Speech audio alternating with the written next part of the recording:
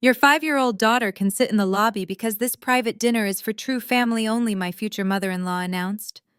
She blocked the gold-trimmed doors of the country club while her other grandchildren rushed past us. I did not scream or cause a scene. I just looked at my fiancé, handed his mother a sealed envelope, and walked away. When she opened it an hour later, the 61 missed calls on my phone told me she finally realized whose money had bought the room she just kicked me out of. Before I continue this story, let me know where you are watching from in the comments below. Hit like and subscribe if you have ever had to protect your peace and your child from toxic people. The tires of my luxury SUV crunched against the pristine gravel of the Oakmont Country Club. I handed the keys to the valet and stepped out into the cool evening air. I reached into the back seat to unbuckle my 5-year-old daughter Zuri. She wore a beautiful emerald green dress, her braids perfectly styled with little gold beads that clinked softly as she moved. She was my entire world, the reason I worked 80-hour weeks managing 8-figure portfolios at my wealth management firm. Standing next to us was Jamal, my fiancé of 3 years. He was nervously tugging at the lapels of his midnight blue designer suit. It was a flawless Italian cut, tailored to his exact measurements, and paid for entirely by me. That suit was just the tip of the iceberg, a small piece of the elaborate costume we had constructed to make Jamal look like the successful entrepreneur his mother desperately needed him to be. Tonight was supposed to be a celebration. Jamal and his brother-in-law Trent were officially announcing the opening of their new luxury restaurant concept. Trent was a white man who had married Jamal's younger sister Jada 5 years ago. Trent liked to call himself a visionary, which was just a polite corporate term for a man who had tanked 3 separate businesses using his parents' money. But in the eyes of Beatrice, my future mother-in-law Trent was royalty simply because his family had generational wealth and social standing. Beatrice lived for moments like this, opportunities to parade her family in front of the local elite and prove that her children had arrived. I took Zuri by the hand, her small fingers wrapping tightly around mine. As we walked up the sweeping marble steps of the country club, Jamal was already 2 steps ahead of us. His phone was pressed to his ear, entirely focused on impressing the guests waiting inside. He did not look back to see if Zuri was keeping up. That was the reality of our relationship, a reality I had spent years trying to ignore. I wanted a partner, a father figure for my little girl, and I had convinced myself that Jamal just needed time and support to mature. I had funded his lifestyle, polished his resume, and smiled through his mother's endless passive-aggressive remarks, all for the sake of holding our blended family together. The grand foyer of the country club was a masterclass in quiet wealth. Massive crystal chandeliers cast a warm glow over the polished hardwood floors, and the air smelled faintly of expensive lilies and old money. I could hear the murmur of polite conversation and the clinking of champagne flutes echoing from the private dining suite at the end of the hall. This was Beatrice's domain. She had spent the last 2 months agonizing over every detail of this dinner, obsessed with making the perfect impression on Trent's parents who were flying in for the occasion. For Beatrice, it was never about celebrating hard work. It was about proving to the white side of the family that her son and daughter belonged in the same tax bracket. As we approached the heavy gold-trimmed doors of the private suite, I felt the familiar tightening in my chest. Beatrice had never been subtle about her feelings toward me or Zuri. To her, I was an intimidating presence, a dark-skinned black woman who made too much money and did not defer to her matriarchal authority. But my cardinal sin in Beatrice's eyes was bringing a child from a previous relationship into her perfect family portrait. She viewed Zuri not as a blessing, but as a blemish on Jamal's record. At family cookouts, Beatrice would lavish Jada and Trent's children with expensive gifts and constant praise while handing Zuri a cheap coloring book and sending her to play in the corner. Jamal never intervened. He would just squeeze my hand under the table and whisper that his mother was old school and just needed time to adjust. 3 years was a lot of time to adjust. My firm managed wealth for executives and old money heirs. I spent my days assessing risk, calculating value, and protecting assets. Yet for some reason I had completely abandoned my professional instincts when it came to my personal life. I had allowed Jamal to become a bad investment. I paid the mortgage on our custom-built home. I paid for the luxury cars. I even paid for the expensive dinners Jamal hosted to woo potential investors for this very restaurant. He played the big shot, picking up the check with a platinum card that had my name printed on the bottom left corner. Beatrice knew this, of course. She knew exactly who was funding her son's lifestyle. But she chose to weave a delusion where Jamal was a self-made king, and I was just lucky to be along for the ride. Jada played right into it, constantly reminding me how blessed I was that an educated, handsome man like her brother was willing to take on a single mother. The contrast between the reality of my life and the fiction they were acting out was suffocating. I squeezed Zuri's hand, feeling the soft warmth of her palm, and reminded myself why I was really here. I had already discovered the truth. I already knew the depths of Jamal's betrayal, a betrayal so massive it threatened to wipe out everything I had built. Tonight was not about keeping the peace. Tonight was about watching the house of cards collapse. Jamal finally paused at the entrance to the suite, checking his reflection in the glass panel. "You look fine, Jamal," I said, my voice deliberately calm. "Just relax." He let out a shaky breath. "You know how my mom gets when Trent's parents are around. She is on edge. Just let her run the show tonight, okay? Do not take anything personally." I looked down at Zuri, who was gripping my hand, her big brown eyes taking in the intimidating surroundings. I had promised her fancy dessert tonight, a reward for being so well behaved all week. I had no intention of letting Beatrice's neurotic social climbing ruin my daughter's evening. But as we stepped forward, the heavy doors swung open and Beatrice emerged. Her face was set in a hard, uncompromising line. She was dressed in a tailored cream pantsuit, her hair immaculately pressed every inch the proud society mother. Jada and Trent's two children, dressed in matching designer outfits, pushed past Beatrice and ran into the room clutching brightly colored gift bags. Beatrice turned to look at them with absolute adoration, her face lighting up with the kind of grandmotherly warmth she had completely withheld from Zuri. Then she slowly turned back to face me, the warmth evaporating, instantly replaced by a cold, calculated sneer. She stood dead center in the doorway, planting her designer heels into the plush carpet like a sentinel guarding a fortress. Her eyes darted down to Zuri, lingering for a fraction of a second on my daughter's beautiful braided hair, before flicking back up to meet my gaze. There was no polite greeting. There were no fake pleasantries. Beatrice did not even bother to lower her voice when she delivered the blow. "Your daughter can wait outside," Beatrice announced, her tone sharp and precise, designed to cut. "This private dinner is for true family only. Trent and Jada's kids need the spotlight tonight, and we cannot have any distractions." The audacity hung in the air, thick and suffocating. True family. The words echoed in my mind, bouncing against the walls of my skull. I looked down at my 5-year-old baby girl, who had spent the entire car ride practicing how politely she was going to say thank you for her dessert. Zuri squeezed my hand, her small body instinctively shrinking back behind my leg. She was only 5, but she was smart enough to recognize when she was not wanted. She could feel the icy rejection radiating from the woman who was supposed to become her grandmother. I watched as Jada and Trent's two children, having just shoved past us, were now being fussed over by waiters inside the suite. They were loud, running between the chairs and completely oblivious to the tension at the door. But to Beatrice, they were the golden grandchildren. They possessed the right bloodline, the right last name, and most importantly, to Beatrice, the right proximity to Trent's affluent white parents, who were currently seated at the head of the table. Zuri, with her beautiful brown skin and her complete lack of connection to Beatrice's social climbing agenda, was nothing but a nuisance, an unwanted accessory attached to my bank account. "Wait outside," I repeated, my voice dropping to a low, dangerous register. "You want a 5-year-old child to wait in a country club lobby by herself?"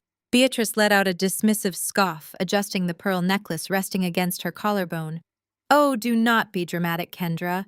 You can sit with her out there in the lounge. Or better yet, call a sitter to come pick her up. You have enough money to pay someone double to take her off your hands for the evening. We have investors and Trent's parents in this room. We are launching a luxury brand tonight. We simply cannot have an unruly child disrupting the ambiance. Unruly. Zuri was standing perfectly still, her big brown eyes wide with confusion. She had not made a single sound. The only unruly children were currently running laps around the expensive floral arrangements inside. But Beatrice was blind to their faults. This had nothing to do with ambiance or business protocols. This was a calculated power play. This was Beatrice publicly reminding me of my place. In her twisted hierarchy, I was the hired help allowed into the house only to drop off the check, and my daughter was not even allowed through the servants' entrance. For 3 years, I had endured the subtle slights. The family vacations where Zuri and I were booked in a separate, cheaper hotel block because Beatrice claimed she needed the main house for immediate family bonding. The holiday dinners where Zuri received generic gift cards while her cousins unboxed expensive electronics and designer clothes. I had swallowed my pride, bit my tongue, and tried to be the bigger person because I loved Jamal. I had believed his empty promises that we were building our own foundation, that his mother was just set in her ways and would eventually warm up to us. But standing there in the hallway, looking at the smug, satisfied smirk playing across Beatrice's lips, the veil finally lifted. There was no warming up. Beatrice was not a product of a different generation. She was just a cruel, deeply insecure woman who resented my success and despised my daughter because she could not control us. She loved my platinum credit card, but she hated the black woman holding it. I glanced past Beatrice's shoulder into the opulent dining room. Trent was holding court, laughing loudly with his parents, a glass of expensive bourbon in his hand. Trent, a man who had never successfully balanced a ledger in his entire adult life, was currently playing the role of a master restaurateur. Jada was hovering nearby, eagerly absorbing the lavish attention Trent's parents were giving her. They were living out Beatrice's ultimate fantasy of generational wealth and high society integration, and I was paying for every single drop of it. The bourbon in Trent's glass, the caviar on the silver platters, the crystal chandeliers illuminating their arrogant faces, all of it was funded by my sweat, my intelligence, and my impeccable credit score. The very room Beatrice was barring me from entering was secured by the financial empire I had built from nothing. The irony was so thick I could practically taste it. Beatrice shifted her weight, crossing her arms defensively. Well, she demanded, clearly expecting me to bow my head and comply. Make a decision, Kendra. The appetizers are being served and we are not delaying the schedule because you failed to secure childcare. She actually believed I would yield.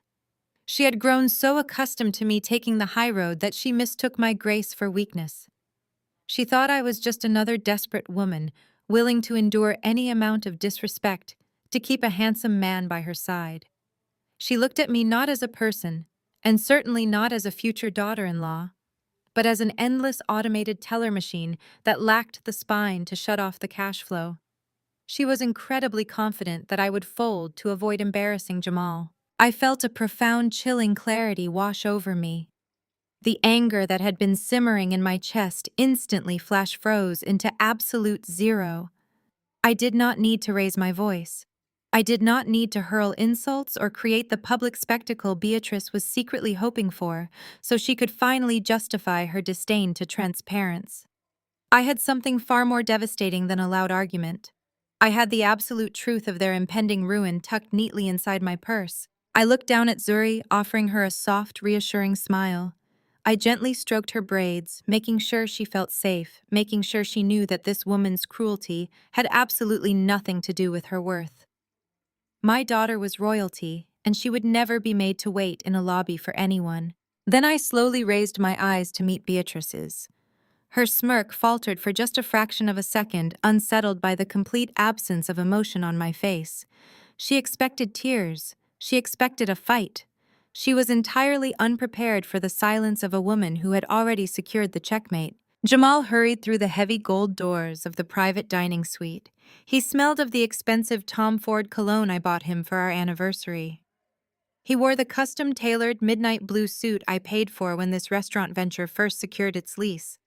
His eyes darted nervously between his mother and me. He looked down at Zuri standing quietly by my side. For a split second, I waited for the man I loved to step forward.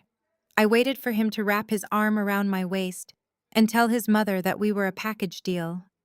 I waited for him to demand respect for the child who called him her bonus dad.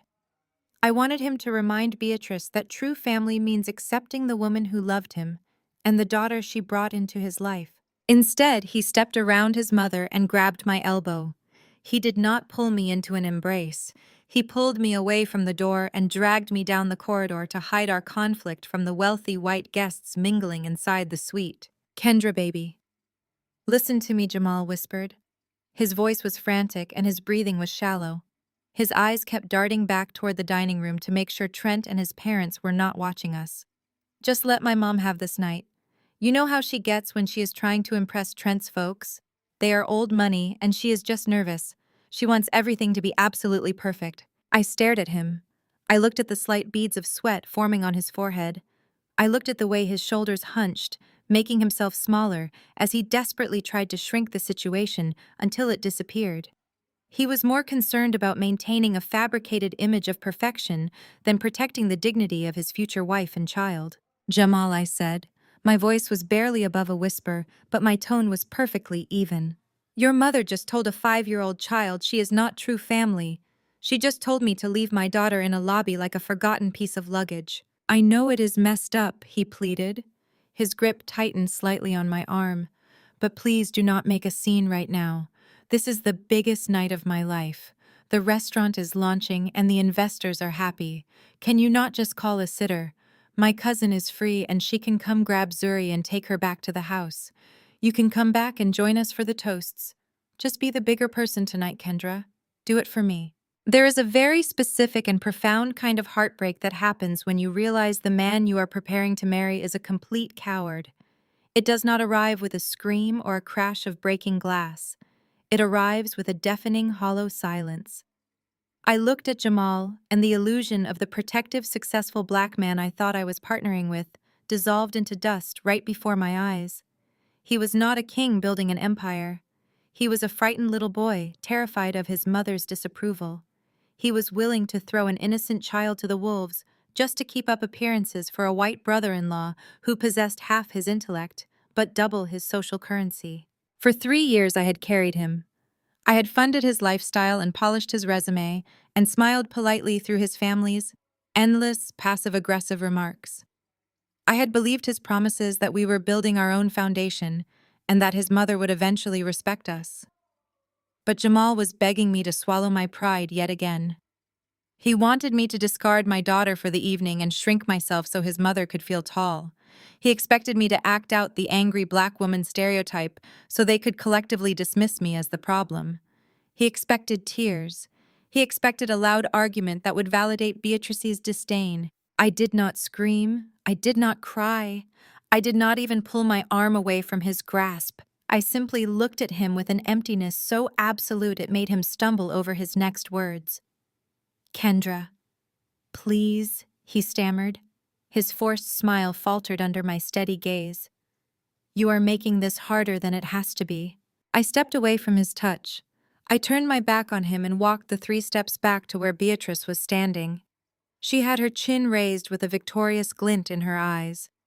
She thought Jamal had successfully handled me. She thought I was about to apologize for the disruption and retreat to the lobby to wait like obedient hired help. I unclasped the gold latch of my designer handbag. I reached inside and pulled out a thick, heavy manila envelope. The weight of it felt substantial in my hands. It was packed with dozens of pages of absolute, undeniable ruin. I held it out to Beatrice. She looked at the envelope and then at me. Her perfectly drawn eyebrows pulled together in confusion. She hesitated for a moment, likely assuming it was a check or a lavish financial gift I was providing to apologize for my supposed lack of decorum. Her greed quickly won out over her pride, and she reached out to take the heavy package from my hands. Her manicured nails tapped against the thick paper, assessing its value. "What is this?" she asked. Her tone was suspicious, but laced with an undeniable, greedy curiosity. "Enjoy your celebration, Beatrice," I said. My voice was smooth and perfectly steady, betraying none of the chaos swirling around us. "Open this for dessert." I did not wait for her to respond. I did not look back at Jamal, whose mouth was hanging open in confusion as he tried to decipher what was happening. I simply reached down and took Zura's small, warm hand in mine. "Come on, baby girl," I said softly to my daughter as we walked away from the heavy gold doors. "We are going to go get the biggest dessert in the city, just you and me." We walked down the sweeping marble staircase of the country club. Our steps echoed powerfully in the grand foyer, cutting through the quiet luxury of the building. The valet brought my SUV around, immediately opening the door with a polite nod. I lifted Zuri into her car seat and buckled her in securely before kissing her forehead. She gave me a brave little smile, completely unaware of the massive bullet we had just dodged by walking away from that family.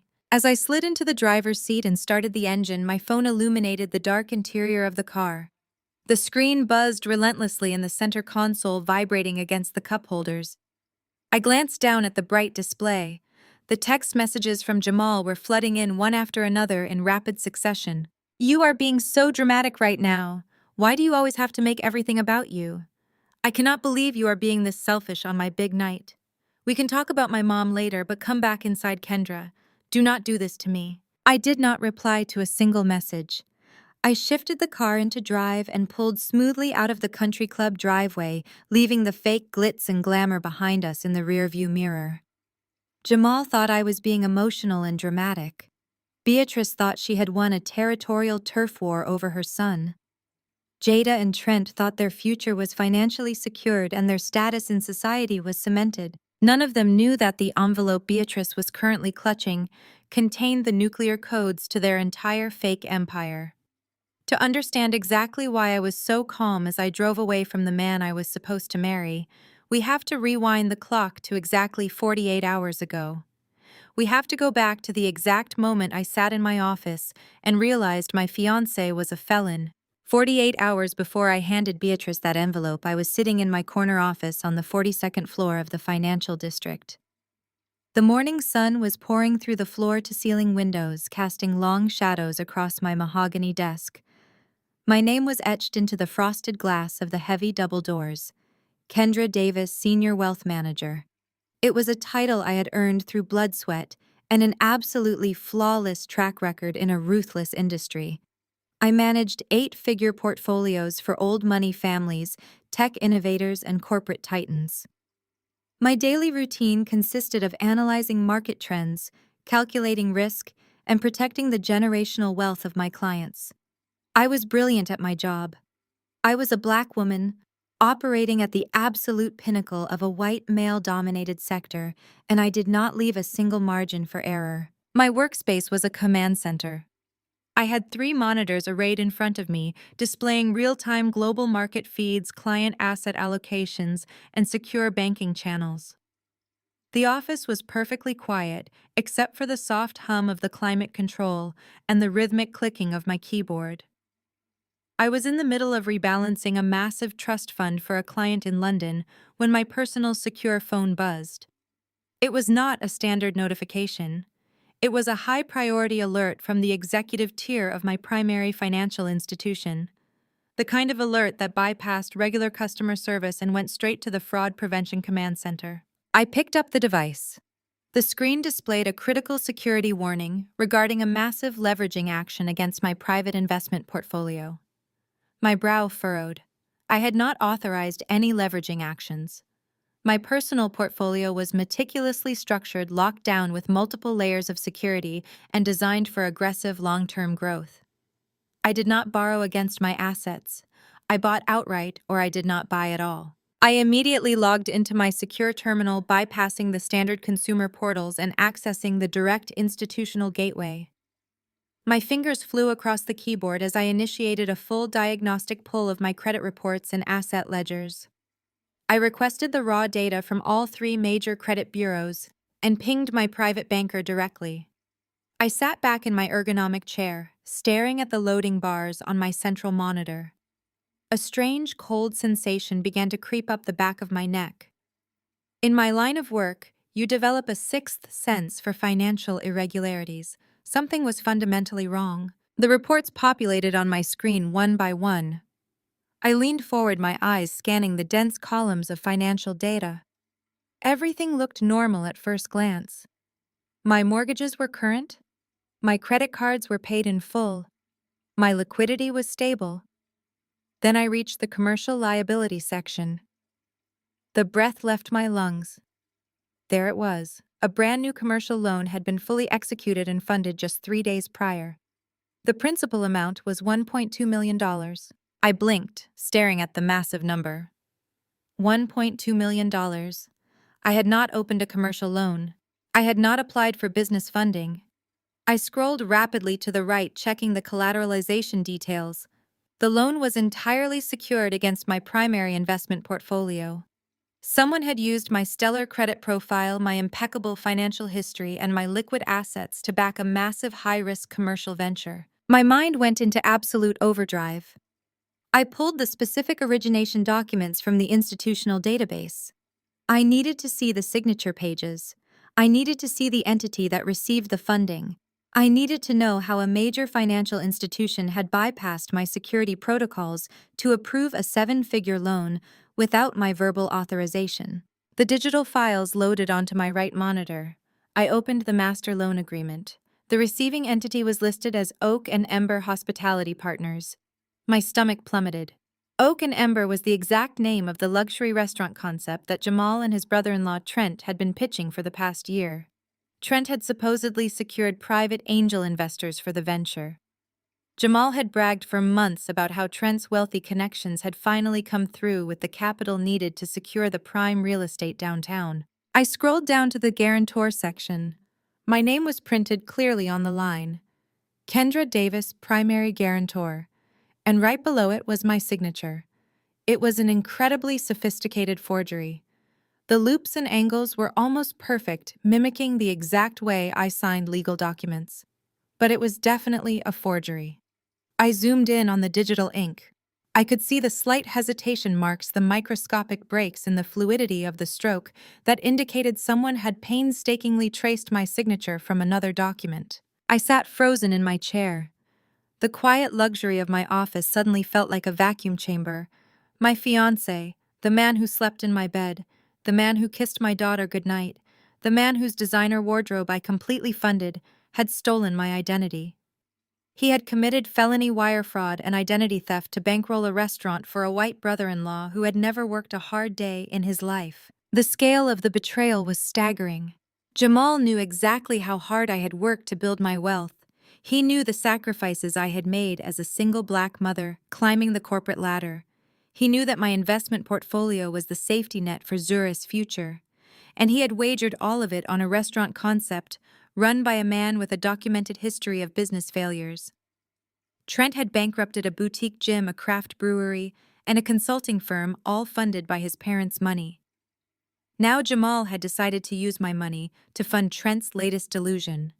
If Oak and Ember defaulted on the payments, the bank would legally liquidate my assets to cover the $1.2 million debt. Jamal had essentially strapped a financial bomb to my life and handed the detonator to Trent. I picked up my secure phone again and pulled up the metadata attached to the loan origination file.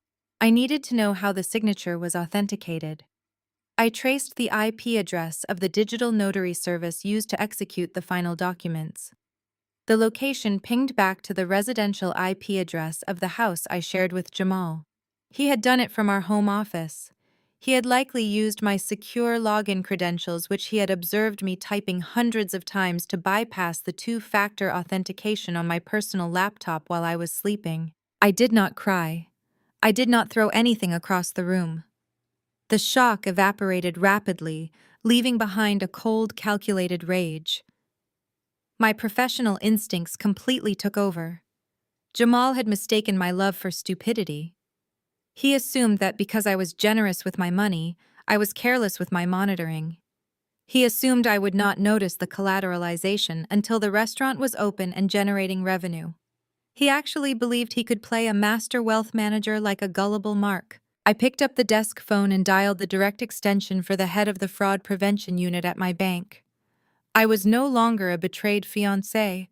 I was a senior financial executive protecting a compromised asset. The moment the line connected, my voice was absolute ice.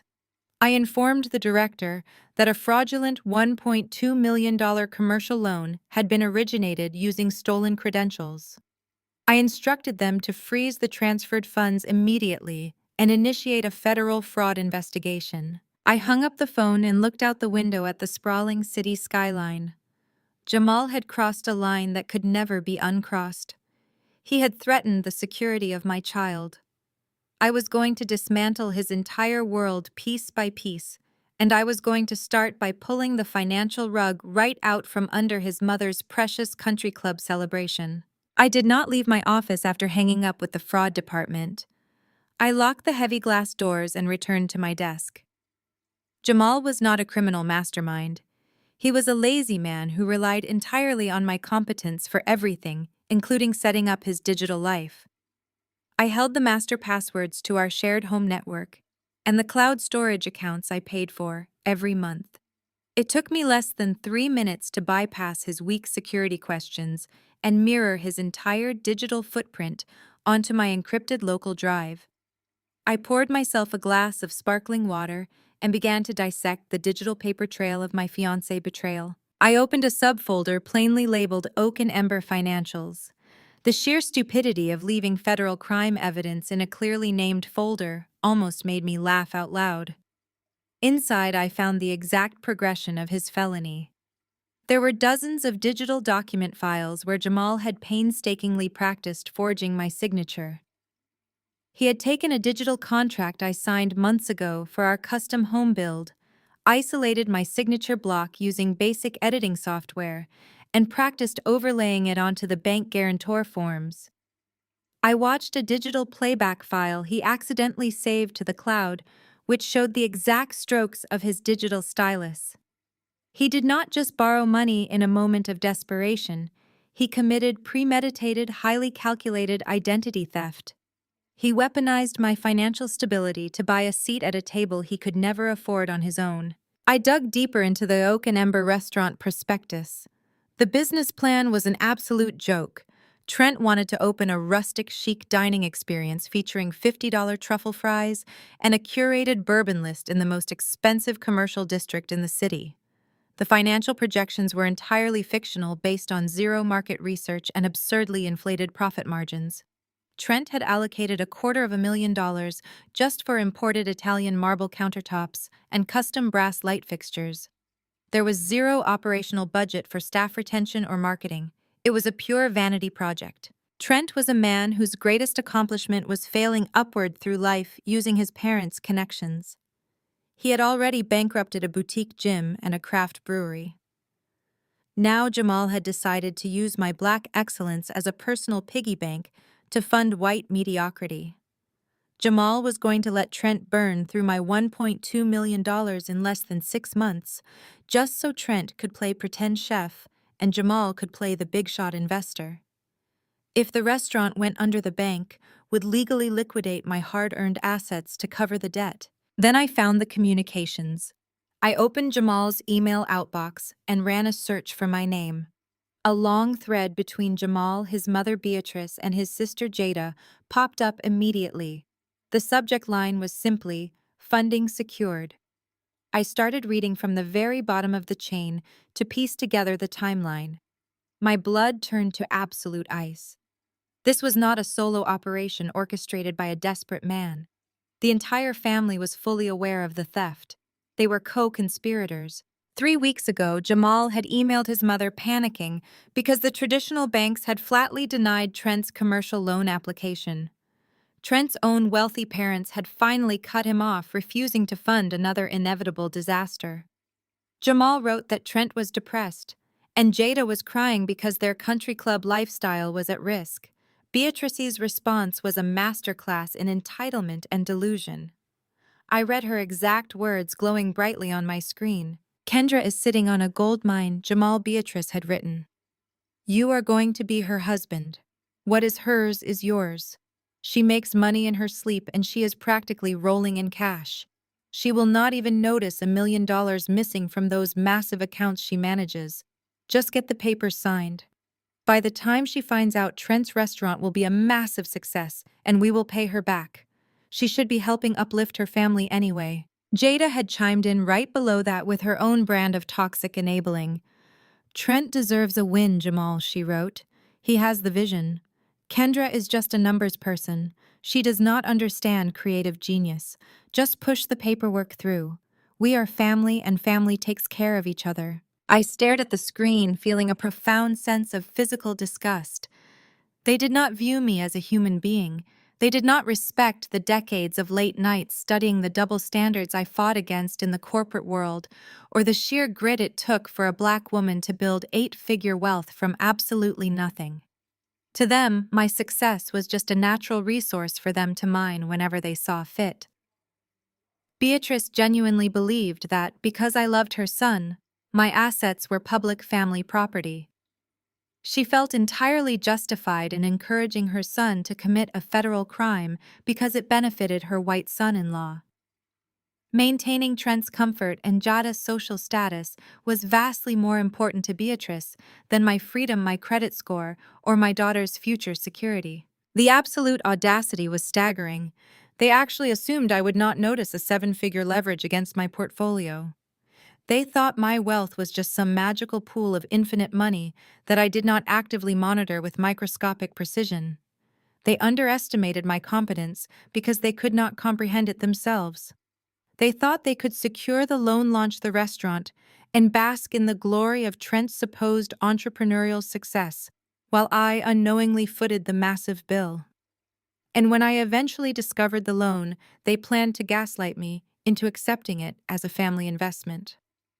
They genuinely thought I would be too embarrassed by the scandal to send my future husband to federal prison. They were dead wrong. I downloaded every single email thread, every forged signature file, and every fraudulent bank document. I compiled them all into a single, heavily encrypted digital dossier. I forwarded the entire package directly to my personal attorney and the lead fraud investigator at my bank. The evidence was irrefutable. It established a crystal-clear conspiracy to commit wire fraud. Jamal was the primary actor, but Beatrice and Jada were fully documented accessories before the fact. I turned to the heavy laser printer in the corner of my office. I printed out the most damning email from Beatrice. The exact message where she explicitly told Jamal to take my money because I had too much of it anyway and would not notice. The printer hummed as the warm paper slid into the tray. I picked it up and folded it perfectly in thirds. I printed the police report confirmation number and the bank freeze authorization notice. I stacked the documents together. This stack of paper was going to be the centerpiece of the envelope I would hand Beatrice at the country club. I slid the documents into a thick manila envelope and sealed the metal clasp. I packed my briefcase and walked out of my office. I was not going to go home and confront a liar with tears in my eyes. I was going to let them put on their expensive tailored suits. I was going to let them invite all their wealthy friends to the country club. I was going to let them raise their glasses of expensive champagne and toast to their fake culinary empire, while I silently orchestrated its total absolute demolition. I did not go home to the custom-built house I shared with Jamal. I did not call my girlfriends to weep over a glass of wine and ask where I went wrong. Tears are a luxury reserved for women who do not have a seven-figure target painted on their backs. I grabbed my briefcase, walked out of my wealth management firm, and drove straight to the sleek glass high-rise that housed my personal legal team. I summoned my attorney, Valerie, and my lead forensic accountant, David, into a secure, soundproof conference room. They were the absolute best in the city. Valerie was a ruthless litigator who specialized in corporate malfeasance, and David could track a stolen dollar through a dozen shell companies blindfolded. When I slid my encrypted laptop across the polished mahogany table and displayed the forged commercial loan documents, the temperature in the room plummeted. I laid out the entire conspiracy. I showed them the forged signatures, the IP address logs, and the incredibly arrogant email thread between Jamal, Beatrice, and Jada. Valerie did not mince words. She looked at the documents and immediately classified the situation. This was not a simple domestic dispute over finances. This was a textbook case of federal wire fraud and aggravated identity theft. Because the loan amount crossed the $1 million threshold and utilized digital interstate banking channels, it was a severe federal offense. We started with the immediate bleeding. Jamal and I shared a joint operational checking account used for household expenses. He also held two authorized user platinum credit cards tied directly to my primary accounts. I pulled out my secure phone and called my private banker on speakerphone. I instructed him to freeze all joint liquid assets immediately. I revoked Jamal's authorized user status across the board. However, I made one very specific, highly calculated exception. I instructed the banker to schedule the credit card cancellations to take effect exactly at midnight on Friday. Jamal needed to think his financial safety net was fully operational while he hosted his luxurious country club dinner. He needed enough rope to hang himself completely. He would be able to swipe that card for the expensive champagne and the lavish catering, but the pending charges would ultimately be flagged and rejected when the accounts completely imploded. Next came the criminal aspect. Valerie drafted the formal identity theft report. We attached the digital stylus playback files showing Jamal practicing my signature. We included the geographical pings proving the documents were signed from our home IP address while I was verifiably at my corporate office. We packaged the damning email thread where Beatrice actively encouraged her son to commit a felony. We submitted the entire comprehensive packet directly to the Financial Crimes Division of the federal authorities. There would be no family mediation. There would be no private warning. Jamal was going to have federal investigators knocking on his door and seizing his electronic devices. The most crucial step was dismantling Trent's fake empire. David initiated the highest-level emergency clawback protocol with the commercial lending division of my bank. The $1.2 million had already been wired into the Oak and Ember Hospitality Partners corporate holding account. But because the loan was originated through verified identity fraud, the bank had the absolute legal authority to execute an immediate asset freeze on the receiving end. David drafted the injunction and pushed it through the institutional gateway. The bank locked down every single account associated with Trent's restaurant business. The funds were instantly frozen in place, utterly inaccessible to Trent or Jamal. They could look at the account balance on their screens, but they could not move a single dime.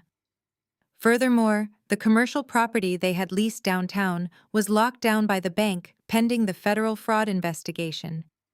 Any vendors they had hired, any contractors they had promised to pay, and the country club they were using for their lavish launch party would soon discover that Oak and Ember was a financially radioactive ghost ship. Valerie looked over her glasses and explained the timeline for the fallout.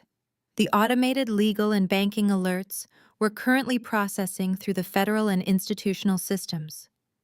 Because of the required bureaucratic verification steps, the formal foreclosure notices, the asset freeze alerts, and the federal fraud investigation emails were scheduled to drop into Jamal and Trent's corporate inboxes late Friday evening.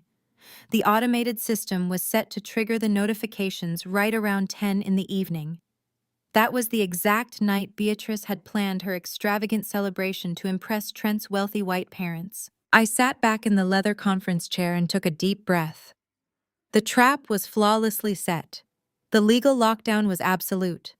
I had severed the financial umbilical cord. I had mobilized the federal authorities, and I had armed a financial time bomb that was quietly ticking down in the background of their lives. For the next 48 hours, I would have to play my part perfectly. I would go home. I would smile at the man who tried to steal my daughter's future. I would sleep in the same bed as a felon. I would help him pick out his designer tie for the country club dinner. I would listen to Beatrice make passive-aggressive comments about my career, and I would watch Jada act like high society royalty. I would let them completely immerse themselves in the delusion that they had successfully outsmarted a senior wealth manager. I gathered my printed documents and placed them into the thick manila envelope. I sealed the metal clasp with a profound sense of finality. This envelope contained the copies of the police reports, the bank freeze authorizations, and the property seizure notices. This was the exact envelope I would eventually hand to Beatrice at the doors of the Oakmont Country Club. I thanked Valerie, and David walked out of the high-rise building and stepped into the bustling city streets. The cold air felt incredibly refreshing against my face. I was no longer a victim of a toxic family dynamic. I was the architect of their total destruction. I got into my car and drove home to my custom-built house, ready to look the enemy in the eye and pretend I did not know they were already dead. I parked my car in the driveway of the custom-built home I paid for and took a deep breath. The next 48 hours required a performance worthy of an Academy Award. I walked through the front door and found Jamal lounging on the expensive sectional sofa, watching a basketball game. He looked up and smiled his signature charismatic grin, the exact smile he used to charm me 3 years ago. He set down his beer, walked over, and kissed my cheek, asking how my day at the firm was. The sheer sociopathic ease with which he played the loving, supportive fiancé while actively trying to bankrupt me was almost impressive. I smiled back. I told him my day was highly productive. I asked him how the restaurant preparations were going. He lit up, launching into a passionate speech about the menu tasting and the imported brass fixtures Trent had finally approved. He told me how stressed his mother was about the launch dinner at the Oakmont Country Club on Friday. He wrapped his arms around my waist and kissed my forehead, thanking me for being his rock. I did not flinch. I leaned into his embrace and agreed that Friday was going to be a night his family would never forget. The next 2 days were a psychological marathon. I went to work. I managed my portfolios. I came home and navigated the toxic family group chats. Beatrice was sending hourly updates about the country club dinner. She mandated the dress code, demanding everyone wear formal evening attire. She reminded us repeatedly that Trent's parents were flying in from Boston and that everything had to be absolutely flawless. Reading her messages, the true sickness of her motivation became crystal clear to me. This lavish dinner was never about celebrating Jamal's business acumen or Trent's culinary vision. It was a calculated, aggressive show of dominance. Beatrice was desperate to impress Trent's white old money parents. She wanted to sit across the table from them and prove that her black son and daughter had ascended to their elite social stratosphere. She wanted to showcase Oak and Ember as the ultimate symbol of their arrival. And the most sickening part of her entire delusion was that she was funding this desperate bid for white validation using the stolen capital of a dark-skinned black woman she openly despised. She was using my grind, my intellect, and my credit score to buy a seat at a table she felt I did not deserve to sit at. Late Thursday night, while Jamal was sleeping soundly beside me, I slipped out of bed and walked silently down the hall to my home office. The house was completely quiet. I turned on a single desk lamp and booted up my secure laptop. My attorney, Valerie, had sent the final, compiled legal packet. I opened the files and printed them one by one. The printer hummed softly in the dark room, spitting out the architecture of Jamal's destruction. I arranged the documents meticulously on my desk. First was the official federal police report detailing the wire fraud and aggravated identity theft, complete with the digital tracing of Jamal's forged signature. Second was the formal notice from my bank confirming the immediate withdrawal of the $1.2 million commercial loan from the Oak and Ember holding accounts. Third was the property seizure injunction legally padlocking the downtown commercial space and prohibiting Jamal or Trent from entering the premises. I stacked the heavy premium paper together, squaring the edges perfectly. I opened my desk drawer and pulled out a thick manila envelope. I slid the documents inside and sealed the metal clasp, pressing the adhesive flap down firmly. I ran my hand over the smooth surface of the envelope. It was heavy. It held the absolute truth. It held federal prison time, broken marriages, and shattered social standings. I placed the envelope into my designer handbag, snapping the purse shut. I sat in the dim light of my office and thought about the financial logistics of Beatrice's upcoming party. Jamal had secured the private dining suite at the Oakmont Country Club weeks ago. He had put the initial deposit on the platinum credit card I allowed him to use. But I knew how these high society venues operated. The final bill, the thousands of dollars for the top tier, catering the imported champagne, the floral arrangements, and the private waitstaff would be processed at the very end of the night. My private banker had already programmed the kill switch. At exactly midnight on Friday, my credit cards would be permanently deactivated, but the automated fraud and foreclosure alerts would hit Jamal and Trent's phones at exactly 10:45 in the evening. By the time the waiter brought that leather booklet to the table, Jamal's cards would be useless pieces of plastic. Trent's business accounts would be frozen solid by the federal authorities. Beatrice was going to be sitting across from Trent's wealthy parents, bloated with pride and expensive champagne. She was going to watch her son hand a declined card to a country club waiter. She was going to have to open her own designer purse and foot a massive 5-figure bill for a party celebrating a business that was already legally dead. She was going to pay for her own humiliation out of her own pocket. The poetic justice of making her finance her own downfall was exquisite. Friday evening arrived exactly on schedule. I stood in my massive walk-in closet looking at my reflection in the full-length mirror. I felt a profound sense of calm. I walked into Zuri's room and helped her put on her beautiful emerald green dress, fixing her braids with the little gold beads. She twirled for me, her pure, innocent joy contrasting sharply with the toxic environment we were about to enter. I guided Zuri downstairs where Jamal was adjusting the cuffs of his midnight blue suit. He checked his luxury watch, the watch I bought him, and told me we needed to hurry so we would not keep his mother waiting. I grabbed my handbag, feeling the solid weight of the manila envelope pressing against the leather. I smiled at the man who was about to lose everything, took my daughter's hand and walked out the front door, ready to deliver the final blow. I navigated my heavy luxury SUV away from the manicured, silent streets of the Oakmont suburbs and steered us toward the vibrant, pulsing heart of the city arts district. The transition from the stiff, performative wealth of the country club to the genuine dynamic energy of the downtown core mirrored the shift inside my own mind. I had just walked away from a masquerade ball. Now I was returning to reality. I glanced in the rearview mirror. Zuri was sitting quietly in her car seat, her hands folded neatly over her emerald green dress. She was watching the city lights blur past the tinted windows, her expression thoughtful and resilient. She had not shed a single tear when Beatrice blocked that door. She had simply looked to me for her cue, and when I walked away, she walked with me. "I promised you the best dessert in the entire city," I said, making sure my voice was completely clear and stripped of any lingering tension. "And a promise from your mother is a guarantee." Zuri offered a small, beautiful smile, the gold beads at the ends of her braids clinking softly as she nodded. That was the exact moment I knew I had executed this perfectly. If I had stayed at that country club and fought Beatrice in the hallway, Zuri would have absorbed that trauma. She would have internalized the screaming, the racial microaggressions, and the undeniable reality that her future family viewed her as a burden. By walking away in total silence, I had stripped Beatrice of her power and shielded my daughter from her venom. I pulled up to the valet stand in front of Lumiere, an exclusive reservation, only artisanal dessert lounge renowned for its imported Belgian chocolates and spun sugar sculptures. It was the kind of establishment where the chefs were treated like fine artists and the clientele paid a premium for absolute privacy and impeccable service. I handed my keys to the valet. It was a genuine transaction funded by my own legitimate labor, not a fake display of wealth propped up by stolen capital and identity theft.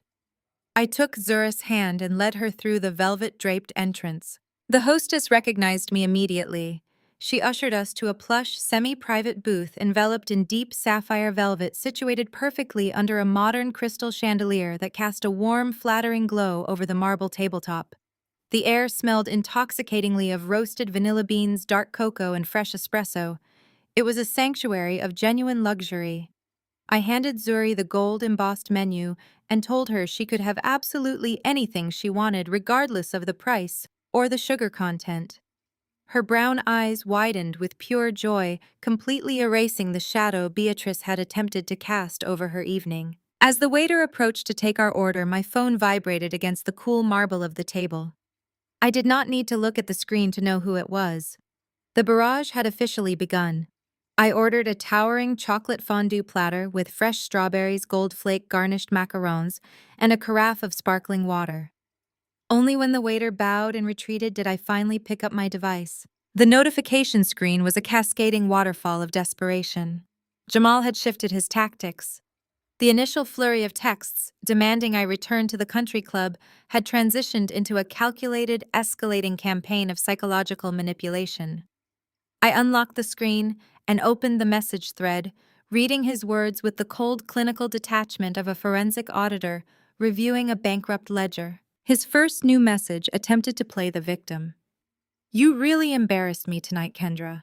I am sitting here at this table with Trent's parents, and they are asking where my fiancé is. I had to lie and tell them you had a sudden work emergency. I hope you are happy making me look like a fool in front of the investors." I took a slow sip of my sparkling water. The sheer audacity to claim I embarrassed him was fascinating. He was sitting in a dining room secured by my stolen identity, drinking champagne paid for by my credit card, and he had the nerve to feel embarrassed by my silent departure. He was projecting his own deep-seated inadequacies onto me, hoping I would absorb his shame. His next text arrived seconds later, pivoting to his favorite tactic, defending his mother. "My mother was just stressed out. You know how much pressure she is under to make this launch perfect. You know she means well and you just took her words out of context. You need to call her tomorrow morning and apologize for walking out like that." I watched Zuri use a silver skewer to dip a massive strawberry into the cascading fountain of melted dark chocolate. I reached over with a linen napkin and gently wiped a tiny smudge of cocoa from her chin. She giggled, her eyes sparkling with delight in the ambient light of the lounge. I looked back down at the screen. Apologize. The word tasted like ash. For 3 years I had apologized for my ambition, for my boundaries, for my daughter's mere existence. I had smoothed over Beatrice's racial slights and Jada's jealous remarks to keep the peace. Jamal actually believed I would wake up tomorrow, dial his mother's number, and beg for forgiveness for refusing to let my child be treated like a stray dog. I watched the typing indicator bubble appear and disappear at the bottom of the screen. He was agonizing over his words, likely hiding in a bathroom stall at the country club, while Trent and Beatrice toasted to their fake culinary empire. Finally, his next message pushed through, and it was a masterclass in gaslighting. "I am trying to build a family with you and provide a legacy for us," Jamal wrote. "But you make it impossible when you act like an angry black woman every time someone gives you a little bit of pushback. We are launching a $1 million brand tonight. You should be here supporting your man instead of throwing a tantrum." I smiled. It was a genuine, terrifying smile that did not reach my eyes. He had played the final card in his pathetic deck, the angry black woman trope. It was the ultimate weapon insecure men use to silence women who refused to tolerate disrespect. He wanted me to feel self-conscious. He wanted me to doubt my own reality and shrink myself to avoid fulfilling a stereotype. But his manipulation required a conscience to stick to, and regarding Jamal and his entire parasitic family, my conscience was perfectly clear. $1 million brand. He actually believed his own press release. He had completely detached from the reality that the $1 million belonged to me, and the brand was a hollow shell about to be crushed by the full weight of the federal government. He was lecturing me about building a legacy while actively utilizing my forged signature to steal my daughter's inheritance. The cognitive dissonance was staggering, but it confirmed everything I needed to know. He was not a victim of circumstance. He was a willing, enthusiastic participant in his own delusion. The peace I felt sitting in that velvet booth was profound and absolute. Usually a woman in my position, engaged to a felon deeply disrespected by her future mother-in-law, would be pacing the floor in tears. She would be calling her girlfriends, desperately trying to figure out how to salvage the relationship or demanding an explanation. I felt none of that frantic energy. I felt the crisp, clinical satisfaction of a surgeon making a necessary amputation. Jamal was a bad debt, and I had already written him off. I focused my attention entirely back on Zuri. She was happily assembling a miniature tower of macarons, completely unbothered by the world outside the dessert lounge. I asked her about her week at kindergarten, her friends, her favorite colors.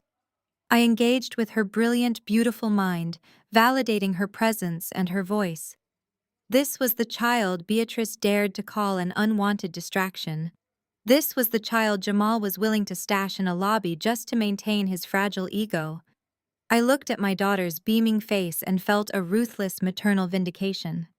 I was not just destroying a fraudulent restaurant venture. I was protecting a queen in training from a family of emotional scavengers. My phone lit up one more time. Jamal had issued his final directive for the evening. "I will be home late," he texted. "We will talk about your behavior tomorrow when you have calmed down. Have Zuri in bed before I get there. I need some peace and quiet when I get back." The sheer breathtaking entitlement of demanding my child be hidden away in her own home, the custom-built home that I paid the mortgage on every single month, was the perfect conclusion to his digital monologue. He wanted to return to a quiet house sleep in my luxury bed and wake up to discipline me for failing to submit to his mother's cruelty.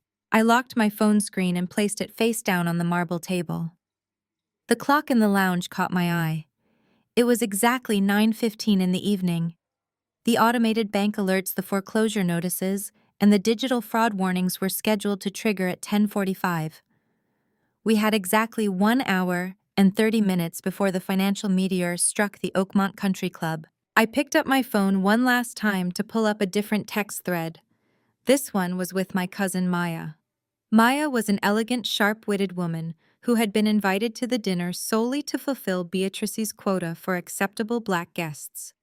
Maya knew absolutely nothing about the fraud or the impending legal lockdown, but she knew exactly how much I despised Beatrice, and she had gleefully promised to text me every ridiculous detail of the evening. I typed a quick message to my cousin. "How are the appetizers?" The trap was flawlessly set. The bait had been taken.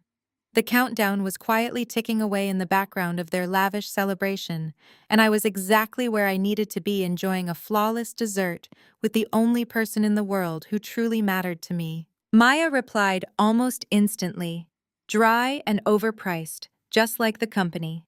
Trent's mother looks like she is smelling something foul, and Beatrice is sweating through her silk blouse trying to force a conversation about yacht clubs.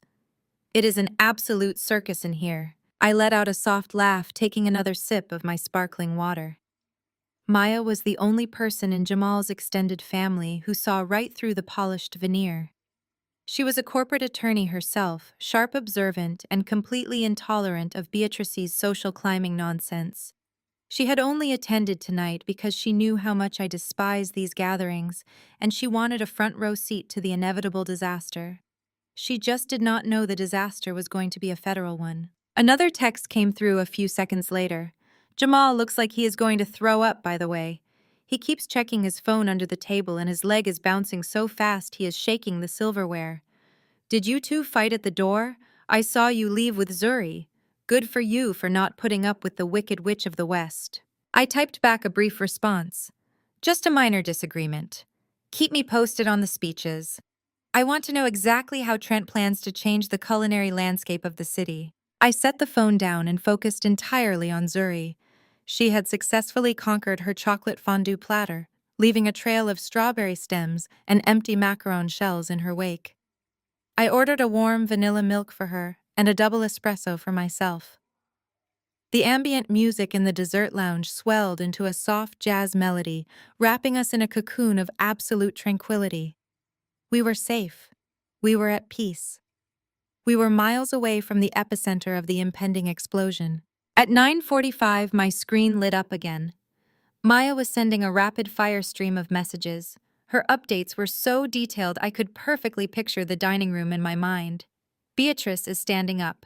She is tapping her crystal glass with a knife. Maya texted, "She is demanding everyone's attention." Trent's parents look incredibly uncomfortable, but they are politely smiling. Beatrice is clearing her throat. "Here we go." I leaned back in the velvet booth waiting for the transcription. Maya sent the next text in a massive block of text. She is officially welcoming the esteemed guests. She just called Trent a culinary visionary. She said Trent has always had an unparalleled palate and a genius for hospitality. She said he is bringing a level of sophistication to the city that has been sorely lacking. I slowly shook my head. A genius for hospitality. Trent could not even successfully manage the scheduling app at the boutique gym he bankrupted 3 years ago. The only thing Trent had a genius for was spending other people's money and dodging accountability. The next text from Maya arrived. Now she is talking about Jamal. She is looking at him with tears in her eyes. She is calling him a financial wizard. She said Jamal has the brilliance and the aggressive business acumen of a true titan. She said Jamal secured the capital through his own sheer willpower and his masterful negotiation skills. She is telling Trent's parents that Oak and Ember is fully funded by Jamal's private investment connections. A financial wizard. The sheer delusion of their pride was staggering. Beatrice was standing in a room full of wealthy elites, loudly attributing my hard work, my sleepless nights, my sacrifices, and my immaculate credit score to her son's imaginary business acumen. She was actively taking the crown from a black woman's head and placing it squarely onto the heads of two men who had never built a single successful thing in their entire miserable lives. It was a stunning display of internalized misogyny and pure, unadulterated theft. She could not fathom that the woman she deemed unworthy of her family was the only reason her family was sitting in that country club. She preferred the lie. She needed the lie to survive. Maya sent another rapid text. Jada is chiming in now. She is bragging about the interior design. She is telling everyone that they secured imported Italian marble for the bar and custom brass light fixtures from a boutique in Milan. She said they spared no expense because quality demands a premium investment. Jada is acting like she is a billionaire heiress opening a charity foundation. I paid the bill at Lumiere, leaving a generous cash tip for our waiter. I helped Zuri put on her lightweight coat and took her hand. We walked out of the dessert lounge and stepped into the cool night air. The city streets were alive with evening traffic and the distant sound of music spilling out from nearby restaurants. I buckled Zuri back into her car seat and started the drive back to our custom-built home. The dashboard clock read 10:15, 30 minutes left until the bank systems ran their nightly automated legal sweeps, 30 minutes until the federal fraud alerts were dispatched. My phone vibrated against the passenger seat. I glanced at the screen at a red light. It was Maya again. "Oh my God, you will not believe this," Maya texted. "Beatrice just pulled out the envelope, the one you handed her at the door. She placed it right next to her wineglass on the table. She is making a whole spectacle out of it." I smiled, gripping the leather steering wheel. The envelope. The beautiful heavy manila envelope containing the police reports, the asset freeze confirmations, and the commercial property seizure injunctions. Maya followed up immediately. Trent's mother asked what was in the envelope. Beatrice just laughed, this incredibly smug, arrogant laugh. She told Trent's mother that it was a substantial blessing from Jamal's successful fiancé. She said you dropped off a lavish financial contribution for the restaurant because you wanted to show your support for their vision. She actually patted the envelope and said it was a shame you were too emotionally volatile to attend the dinner, but that your generosity was appreciated. She is using your envelope as a prop to prove how much financial backing they have. The irony was so thick it was almost poetic. Beatrice was sitting at the head of a massive table displaying her own execution orders to a room full of high society elites. She was bragging about the contents of an envelope that was explicitly designed to destroy her entire life. She was proudly patting the very documents that would soon send her beloved son to federal prison. I pulled into the quiet, tree-lined streets of my neighborhood. The houses here were expansive and set far back from the road, surrounded by manicured lawns and heavy security gates. I pulled my SUV into the 3-car garage and turned off the engine. The house was completely silent. I unbuckled Zuri, who had fallen fast asleep during the drive, holding a leftover macaron in her small hand. I carried my daughter upstairs to her bedroom. I carefully changed her into her soft cotton pajamas, pulled the warm covers up to her chin, and kissed her cheek. I turned on her star projector nightlight, watching the soft constellations spin slowly across her ceiling. I closed her door quietly, ensuring she was completely safe and isolated from the chaos that was about to unfold. I walked down the hallway to the master bedroom. I kicked off my heels and changed into a pair of comfortable silk loungewear pants and a cashmere sweater. I walked downstairs to the gourmet kitchen and poured myself a generous glass of my favorite vintage red wine. The house was a fortress of my own making. Every brick, every appliance, every piece of custom furniture belonged entirely to me. I walked into the living room and sat down on the plush velvet sofa. I placed my wine glass on the coffee table and picked up my phone. The digital clock on the top corner of my screen read 10:35. 10 minutes. I opened my message thread with Maya and typed a final instruction. Maya, do me a favor. In exactly 10 minutes, tell Beatrice she should open the envelope for dessert. Tell her you want to see the generous gift her future daughter-in-law provided. Do not take your eyes off her face when she opens it. Maya replied almost instantly. You are scaring me, Kendra. What is in the envelope? Just tell her to open it, I typed back. And maybe move your wine glass back a few inches. Things are going to get messy. I locked my screen and took a slow, deliberate sip of my wine. The heavy silence of the house wrapped around me. There were no more fake smiles to maintain. There was no more shrinking myself to fit into a mold built by a toxic matriarch. There was only the cold ticking of the clock and the absolute certainty that justice was about to be served cold. I leaned back against the cushions, staring at the dark screen of my phone, waiting for the avalanche to begin. The digital clock on my phone flipped to 10:42, 3 minutes until the financial guillotine dropped. I took another slow sip of my vintage red wine, allowing the complex notes of oak and dark cherry to settle on my palate. My living room was a sanctuary of absolute silence. There was no chaotic energy here. There was no desperate scrambling for social validation.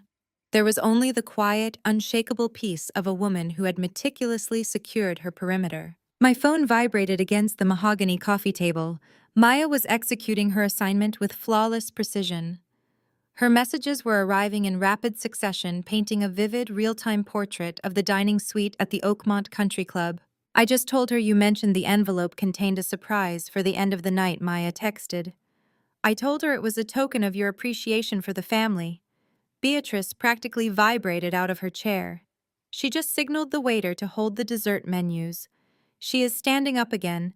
She has her crystal champagne flute in one hand and your manila envelope in the other. I smiled. The arrogance of that woman was truly her greatest vulnerability.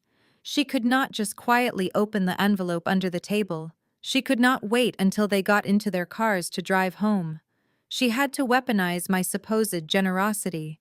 She had to use it as a prop to prove to Trent's affluent white parents that her son had secured a wealthy, compliant black woman who knew her place and funded their empires without question. She was setting her own stage for maximum public exposure. The clock ticked to 10:43. I closed my eyes and pictured the secure servers sitting in the heavily fortified basement of my financial institution downtown. I knew exactly how the automated systems operated. At this very moment, complex algorithms were compiling the final daily reports. The digital stopgaps I had authorized alongside my forensic accountant were locked and loaded. The system did not care about country club dinners or imported Italian marble or bruised egos. It only cared about numbers and authorizations. And Jamal had zero authorization. Maya sent another message. She is tapping her glass. The whole room is quiet. Trent's parents are looking up at her with these tight, polite smiles. Jamal is sweating heavily now. He just wiped his forehead with a napkin. He knows something is off, but he is too terrified of his mother to interrupt her. I watched the clock change to 10:44. 60 seconds. I pictured the commercial property downtown, the rustic, chic venue Trent had leased for Oak and Ember. At this exact moment, an automated email was sitting in the outbox of the Federal Financial Crimes Division. Another email was queued up in the commercial lending department of my bank. A third was pending dispatch from the property management company that owned the restaurant building.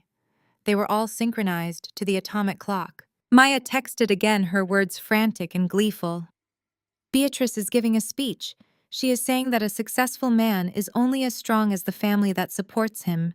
She is telling Trent's parents that although your absence tonight is a profound disappointment, your financial commitment to their vision is unquestionable. She just held up the envelope. She called it a substantial blessing for the Oak and Ember Foundation. She is pulling the metal clasp open right now. The clock struck 10:45. I leaned back against the plush velvet cushions and let out a long, slow breath. Across the city in this quiet dark of my office building, the servers executed their commands.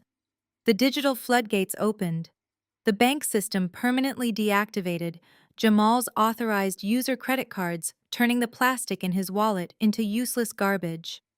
The commercial lending division officially executed the massive clawback, ripping the $1.2 million out of Trent's holding accounts, leaving a zero balance. The property management company triggered the digital lock change on the restaurant doors, and simultaneously the emails dropped. My phone lit up with Maya's live feed. The timing is insane, Kendra. Jamal's phone just buzzed on the table. Trent's phone buzzed right next to him. They both picked up their devices at the exact same second. Beatrice pulled the papers out of the envelope. I could see the scene with absolute cinematic clarity.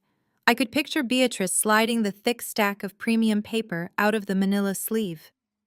She was expecting to see a ceremonial check, or perhaps a formal letter of financial endorsement. She probably had a smug, gracious smile plastered across her face, ready to show the documents to Trent's mother. She unfolded the papers Maya texted. The smile just completely fell off her face. It literally melted. She is staring at the top page. I can see the bold black text from here. It is the federal police report. I took another sip of wine. The first page was the official identity theft report, clearly displaying Jamal's name as the primary suspect for federal wire fraud. It was a cold, brutal legal document that stripped away every ounce of the glamorous fiction they had spent the entire evening building. Maya kept typing her messages, arriving in a fragmented rush of pure shock. Beatrice stopped talking mid-sentence. The entire room is dead silent. Trent's mother just asked her if everything is all right. Beatrice is not answering. She is flipping to the second page. Her hands are visibly shaking. The paper is rattling. The second page was the bank authorization, confirming the immediate, unappealable seizure of the commercial loan funds. It was the formal notification that the $1.2 million was gone, and the accounts were frozen pending federal investigation. Jamal just dropped his phone, Maya texted. It literally clattered onto his china plate. He is staring at his screen like he just saw a ghost. He just read the fraud alert email. He looks like he is going to pass out. He is looking at his mother. Beatrice is looking back at him. The color is completely gone from her face. She looks 80 years old right now. I set my wineglass down on the coffee table. The house of cards had not just collapsed, it had incinerated. Beatrice had stood up in front of the wealthy elite, in front of the white, in-laws she so desperately wanted to impress, and she had proudly unveiled the evidence of her own son's felony. She had voluntarily stepped up to the podium to announce her own absolute ruin. Trent's phone slipped out of his hand, Maya texted. He just grabbed his chest. He is hyperventilating. Jada is asking him what is wrong. He just told Jada the bank accounts are locked. He said the money is gone. Trent's father is standing up now. He is demanding to know what is going on. Beatrice is trying to shove the papers back into the envelope, but her hands are shaking too badly.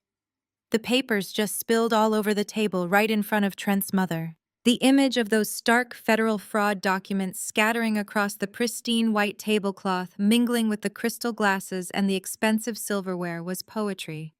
Beatrice could not hide it. She could not smooth it over with a polite excuse or a passive-aggressive comment. Trent's parents were currently reading the words identity theft and asset seizure attached directly to the restaurant they had just spent 2 hours toasting to. Maya sent one final update before the chaos truly erupted. Trent's father just picked up the police report.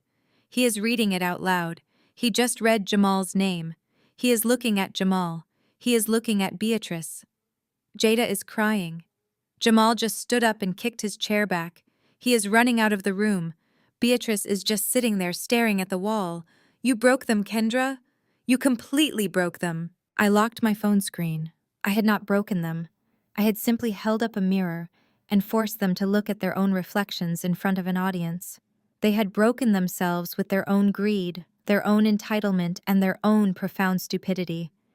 They believed they could use me as a stepping stone to elevate their social status.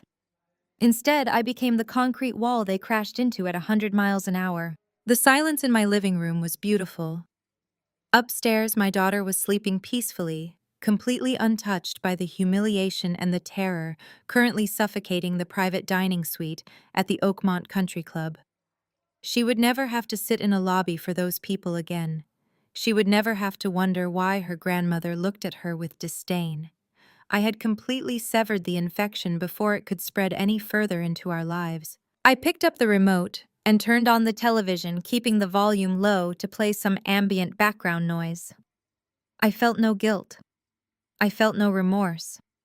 I felt only the fierce, protective instinct of a mother who had successfully defended her territory. Jamal had wagered my daughter's future to buy his mother's approval, and he had lost everything in the process. I leaned my head back and closed my eyes, letting the tension of the past 48 hours fully drain from my muscles. The strategic phase was over.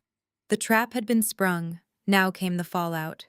Right on cue, the serene silence of my living room was shattered.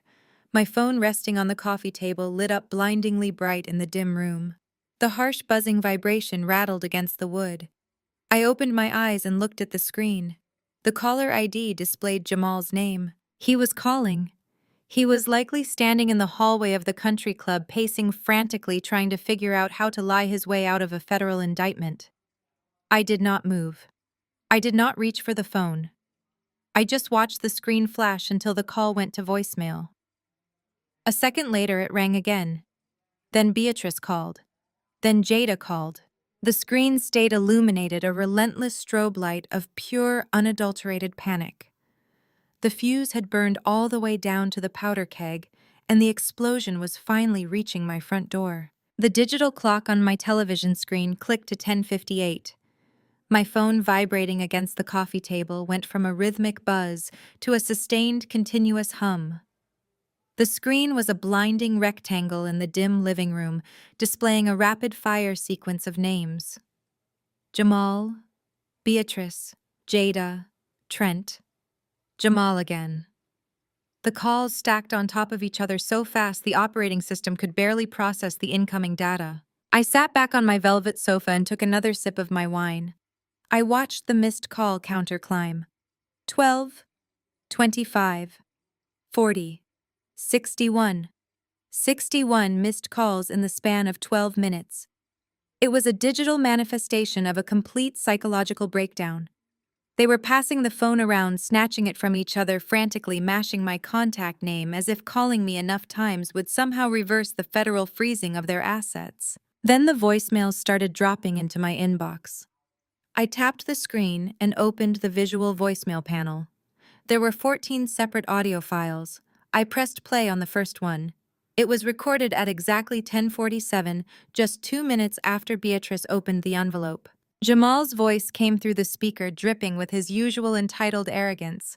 "Kendra, you need to answer your phone right now. My mother is extremely upset. What kind of sick prank are you trying to pull with these fake police reports? You are humiliating us in front of Trent's family.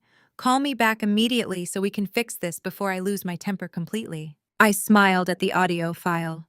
He actually thought it was a prank. He genuinely believed his own lie so deeply that he assumed I had forged federal documents just to scare him. His arrogance was a thick armor, but it was about to shatter into a million irreparable pieces. I deleted the message and pressed play on the second voicemail, recorded 3 minutes later at 10:50. The tone had shifted entirely. The background noise in this recording was no longer the polite murmur of a country club. It was chaotic. I could hear chairs scraping loudly against marble floors and Jada sobbing hysterically in the distance. "Kendra, what did you do?" Jamal's voice crackled through the speaker, pitching upward into genuine panic. "Trent just checked the corporate holding accounts. The app is saying the balance is 0. The bank locked him out." "Kendra, answer the phone. You cannot do this. We have vendors to pay tomorrow morning. Call the bank and undo this right now." He still thought he could order me around. He still believed I was the obedient bankroller who would comply the second he raised his voice. He had not yet comprehended that I did not just freeze the accounts. The federal government had seized them, The money was not on hold.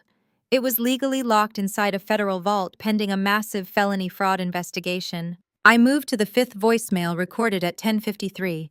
This one was from Trent. His voice was shaking so badly he could barely form coherent sentences. "Kendra, listen to me." Trent stammered, breathing heavily into the receiver. "This is Trent. My parents just walked out. They left us with the bill for this dinner, and my personal cards are declining. Jamal said you froze the accounts, but I just got an automated email from the property management company downtown. They said federal agents padlocked the restaurant doors an hour ago. They said our lease is terminated due to felony fraud flags." "What did you tell them?" "Kendra, you are going to send me to jail. Please pick up the phone." I took a moment to savor the pure, unadulterated terror in Trent's voice. The white privilege he had coasted on his entire life had just evaporated.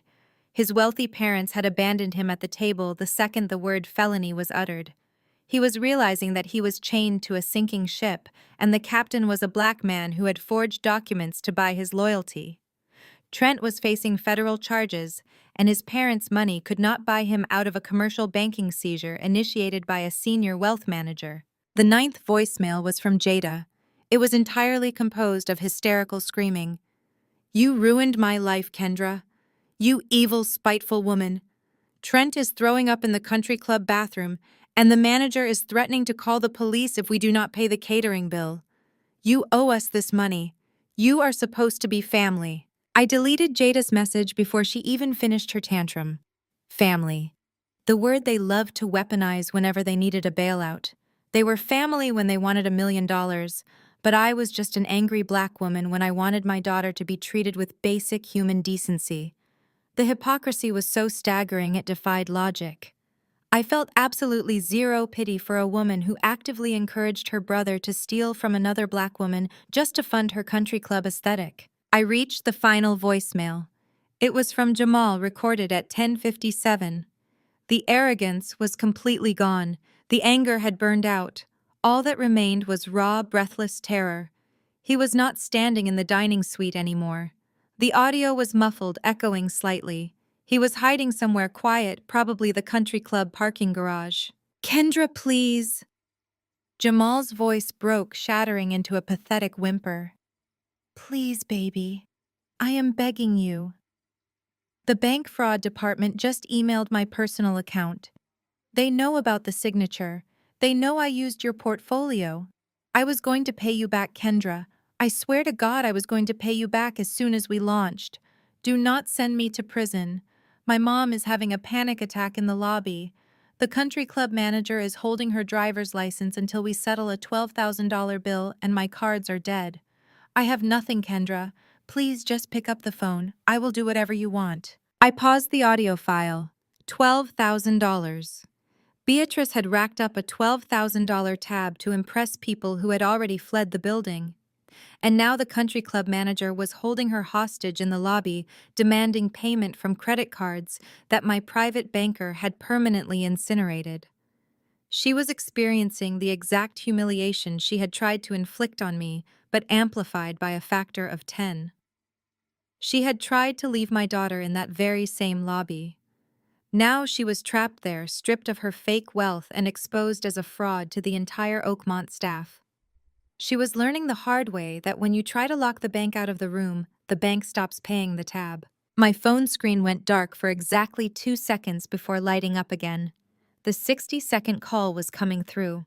The caller ID flashed Jamal's name in bright white letters across the dark glass. The digital barrage had reached its peak. They had exhausted their threats, their demands, and their pathetic attempts to gaslight me into reversing the damage. They were cornered rats, suffocating under the crushing weight of their own criminal incompetence. Jamal was calling back to beg for his freedom. He was calling to ask the woman he had actively tried to bankrupt to save him from a federal indictment. I placed my wine glass on a coaster. I adjusted my posture, sitting up perfectly straight on the velvet cushions. I took one final deep breath, filling my lungs with the clean, quiet air of my custom-built home. I reached out and tapped the green accept button on the screen, bringing the phone to my ear. I did not say hello.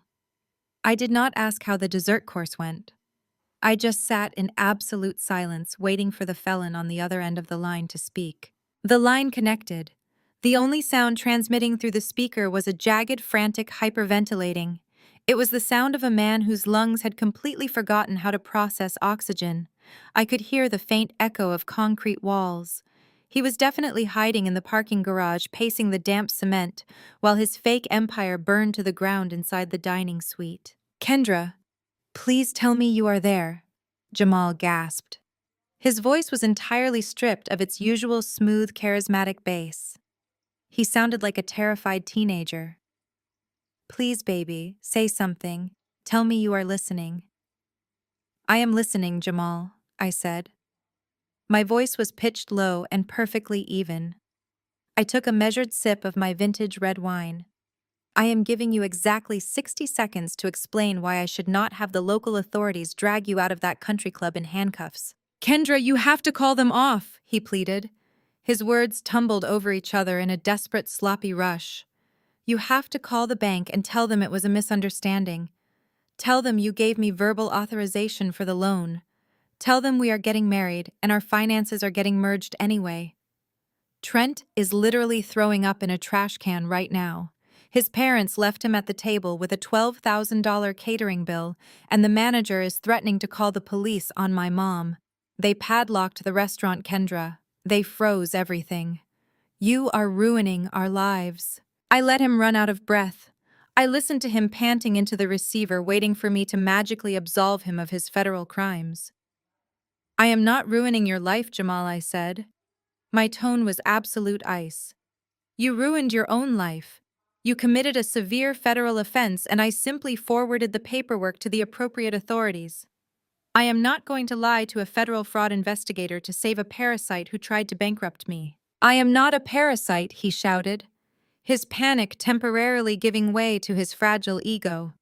"I was trying to build a legacy for us. Trent had the industry connections, and I had the capital access. I was going to pay you back every single dime as soon as the restaurant launched. You have so much money, Kendra.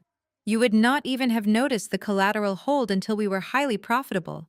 We are supposed to be a team." "We are not a team, Jamal," I corrected him sharply. "We are a senior wealth manager and a thief. And you are a spectacularly incompetent thief." "What are you talking about?" he stammered. "Do you want to know how long it took me to dismantle your brilliant legacy-building master plan?" I asked. "It took me exactly 3 minutes. You actually left your practice forgery files in a cloud folder labeled Oak and Ember Financials. You took the digital signature from the custom home contract I signed the home I bought for us, and you used basic consumer editing software to trace it onto the commercial guarantor forms. I watched the digital playback file of your stylist strokes, Jamal. I watched you practice stealing my identity." The line went dead silent. The only sound was a sharp intake of breath. He was realizing that I did not just get an automated alert. He was realizing that I possessed the raw, irrefutable data of his crime. "And that is not even the most pathetic part," I continued relentlessly, driving the nail deeper. "You executed the final digital notary authentication, using our home internet network, while I was physically badged into my corporate high-rise downtown. I pulled the IP address logs.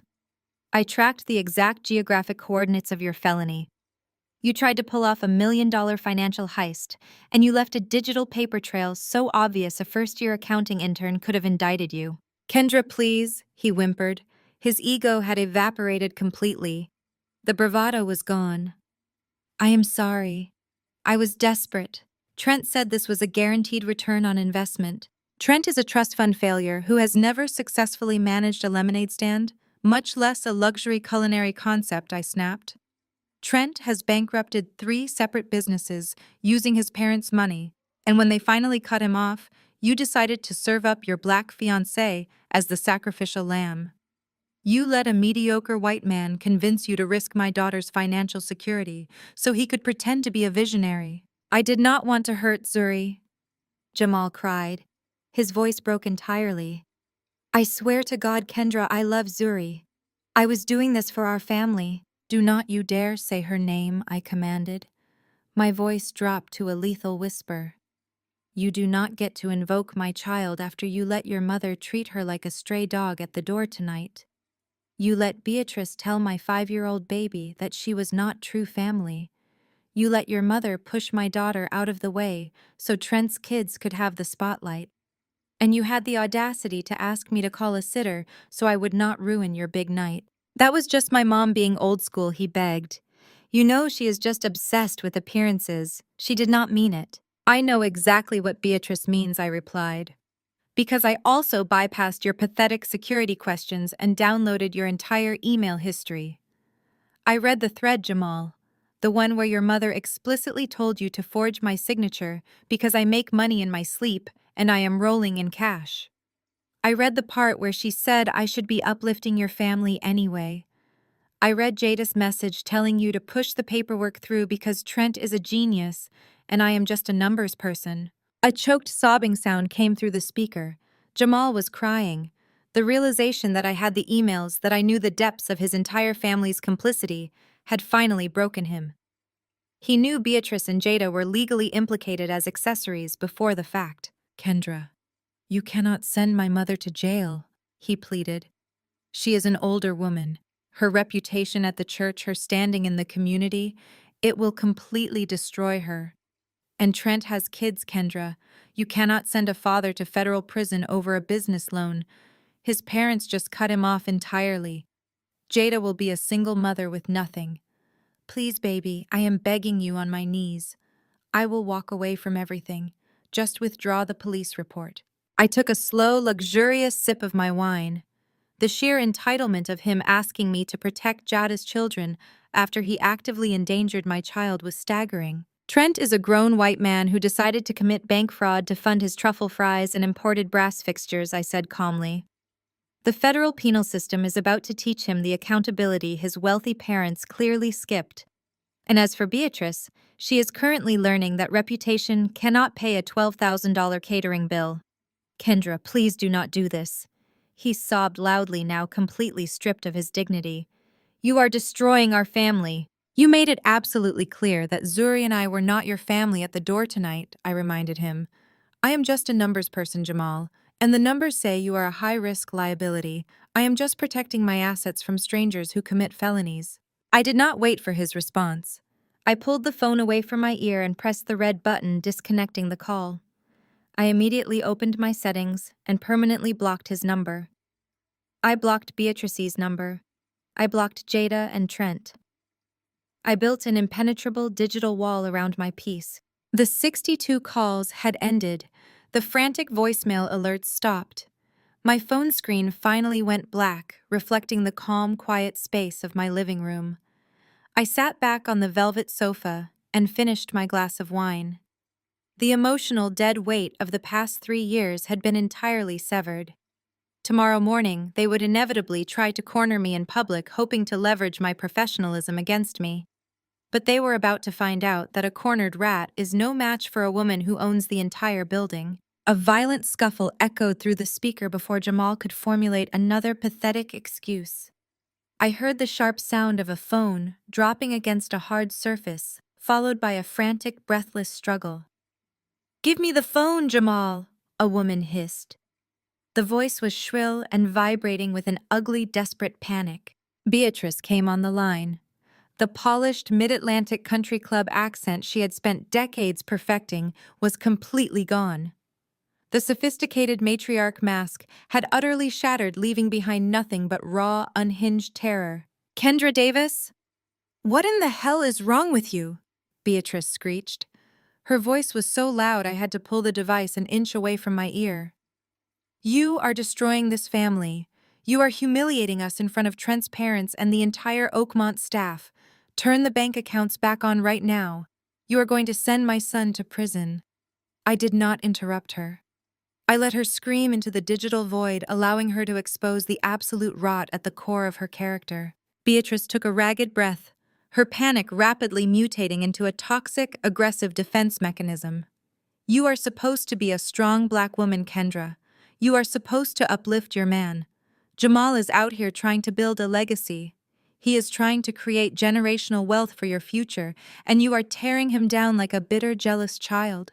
You are sabotaging a successful black man because you want to be the only one in the relationship with any power. The sheer magnitude of her delusion was breathtaking.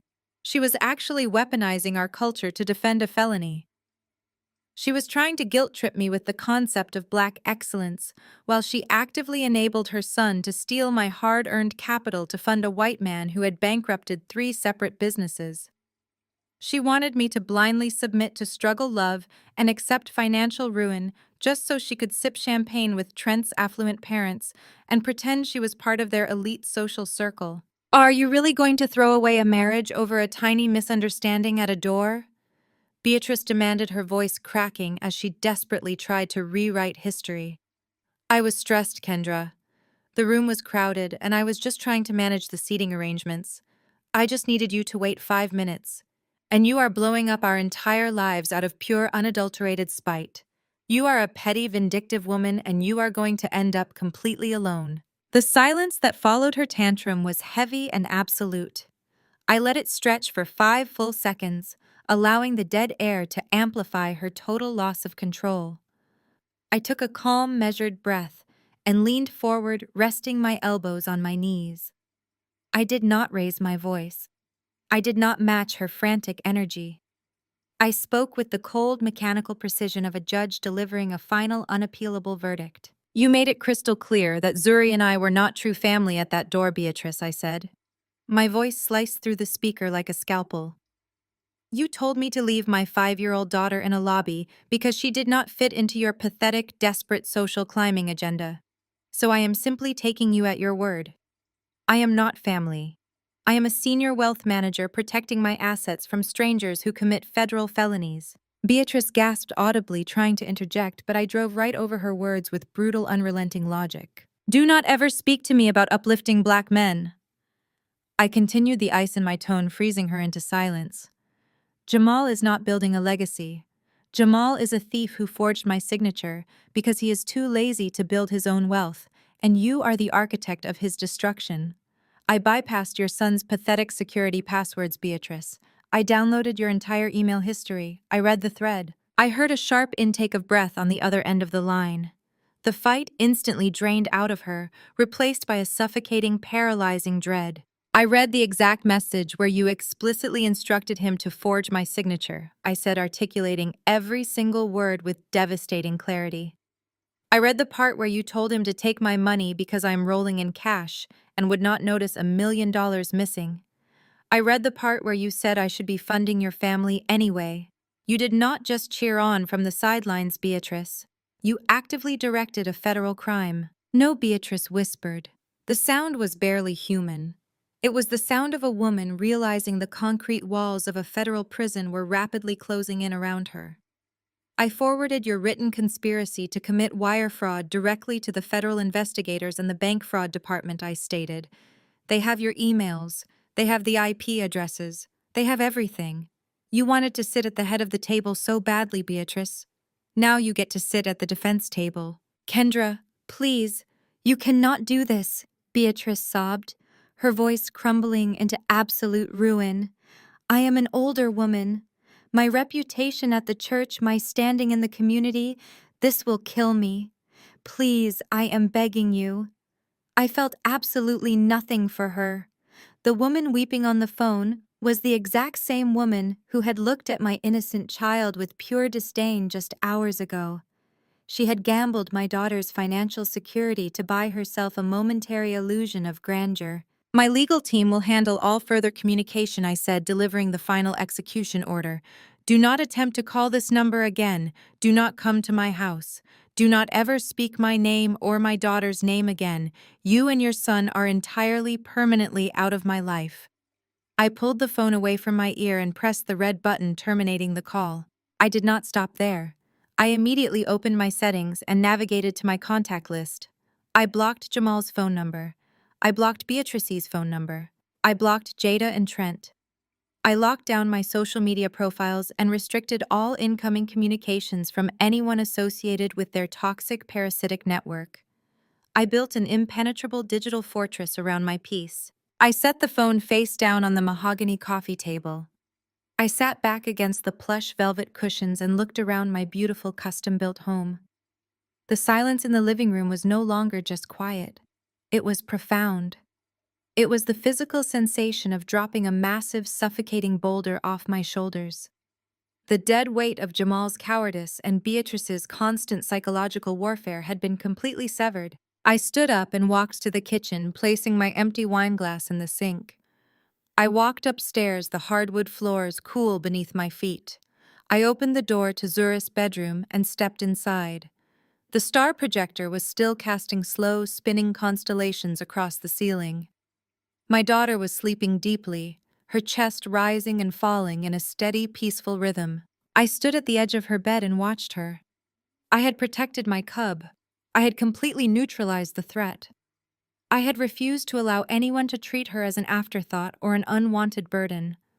I was a successful, independent Black woman who knew her exact worth, and I would never again shrink myself to accommodate the fragile egos of people who did not deserve to breathe the same air as us. I pulled the soft blanket a little higher around Zura's shoulders and smiled. The storm was currently raging across town, tearing their fake empire down to the studs, but inside these walls, the morning was going to be absolutely beautiful. I woke up the next morning feeling more rested than I had in 3 years. The air in my custom-built house felt lighter. I went through my morning routine with the absolute precision of a woman who had successfully reclaimed her entire life. I made Zuri her favorite blueberry pancakes and braided her hair with fresh ribbons. I dropped her off at her private kindergarten and kissed her cheek at the drop-off line, completely unburdened by the parasitic weight I used to carry. Then I drove downtown to the financial district. I wore a tailored charcoal gray power suit and a pair of black stilettos that echoed with authority against the pavement. I was a senior executive stepping into my arena. The lobby of my corporate wealth management firm is an intimidating expanse of imported white marble towering glass walls and brushed steel accents. It is a fortress designed to project absolute security and immense wealth. You do not just wander into this building. You are vetted by concierges and scrutinized by highly trained security personnel. I walked through the revolving glass doors and immediately spotted the contamination in my pristine environment. Jamal and Beatrice were standing near the visitor seating area. They looked absolutely horrendous. The contrast between the arrogant, impeccably dressed duo I had left at the Oakmont Country Club and the two disheveled, frantic individuals standing in my corporate lobby was staggering. Jamal was wearing the same midnight blue suit from the night before, but it was deeply wrinkled and stained. His tie was missing. His eyes were bloodshot and surrounded by dark, bruised circles of pure exhaustion. Beatrice looked even worse. Her perfectly pressed cream pantsuit was rumpled, and her immaculate hair was flattened on one side, suggesting she had spent the night sleeping in a chair or perhaps in a country club lobby while waiting for a ride. The sophisticated matriarch mask had melted away completely, leaving a desperate cornered woman clutching a designer handbag that she could no longer afford to fill. They had clearly been waiting for a while. As soon as Jamal saw me walking past the security turnstiles, he lunged forward, physically blocking my path to the private executive elevators. Beatrice flanked him immediately, stepping right into my personal space. Kendra Jamal choked out. His voice was hoarse and cracking.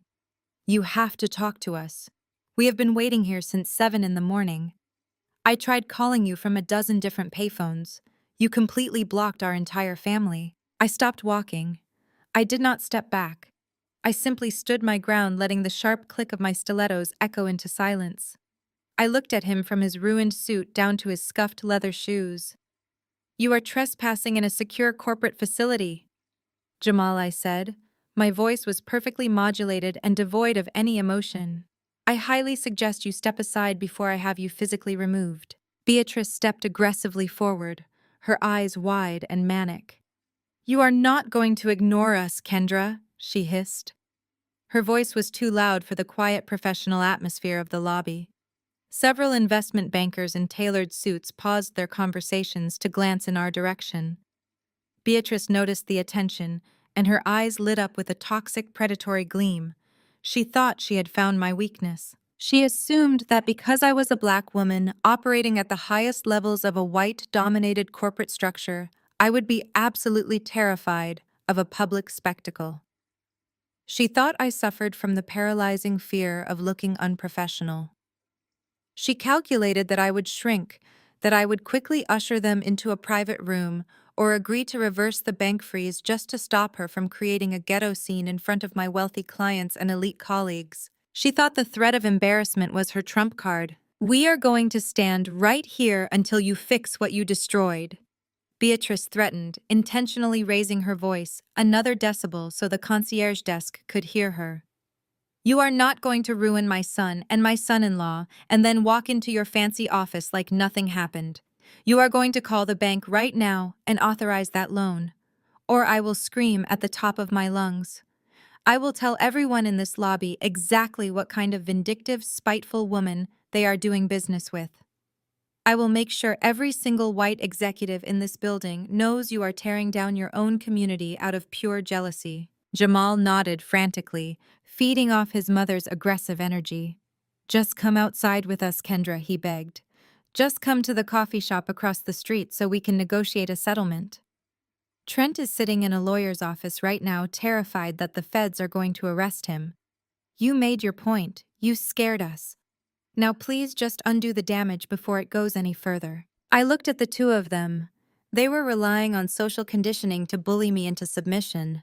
They believed my desire for respectability would override my instinct for survival. But they fundamentally misunderstood the nature of the building we were standing in, and they fundamentally misunderstood the woman I had become. I did not shush them. I did not look around nervously to see who was watching. I did not ask them to lower their voices. I simply held Beatrice's manic gaze and let a slow, chilling smile spread across my face. "You think you can embarrass me in a building where I manage billion-dollar accounts?" I asked quietly. My voice was smooth, cutting through her erratic breathing. "You think the executives here care about a domestic dispute? Beatrice, the people in this building regularly liquidate entire corporations before breakfast. They do not care about your screaming. They care about leverage, and right now you have absolutely none." Beatrice opened her mouth to scream to make good on her threat of a public meltdown, but she never got the chance to produce a single sound. I had not just walked blindly into the lobby this morning. I am a wealth manager.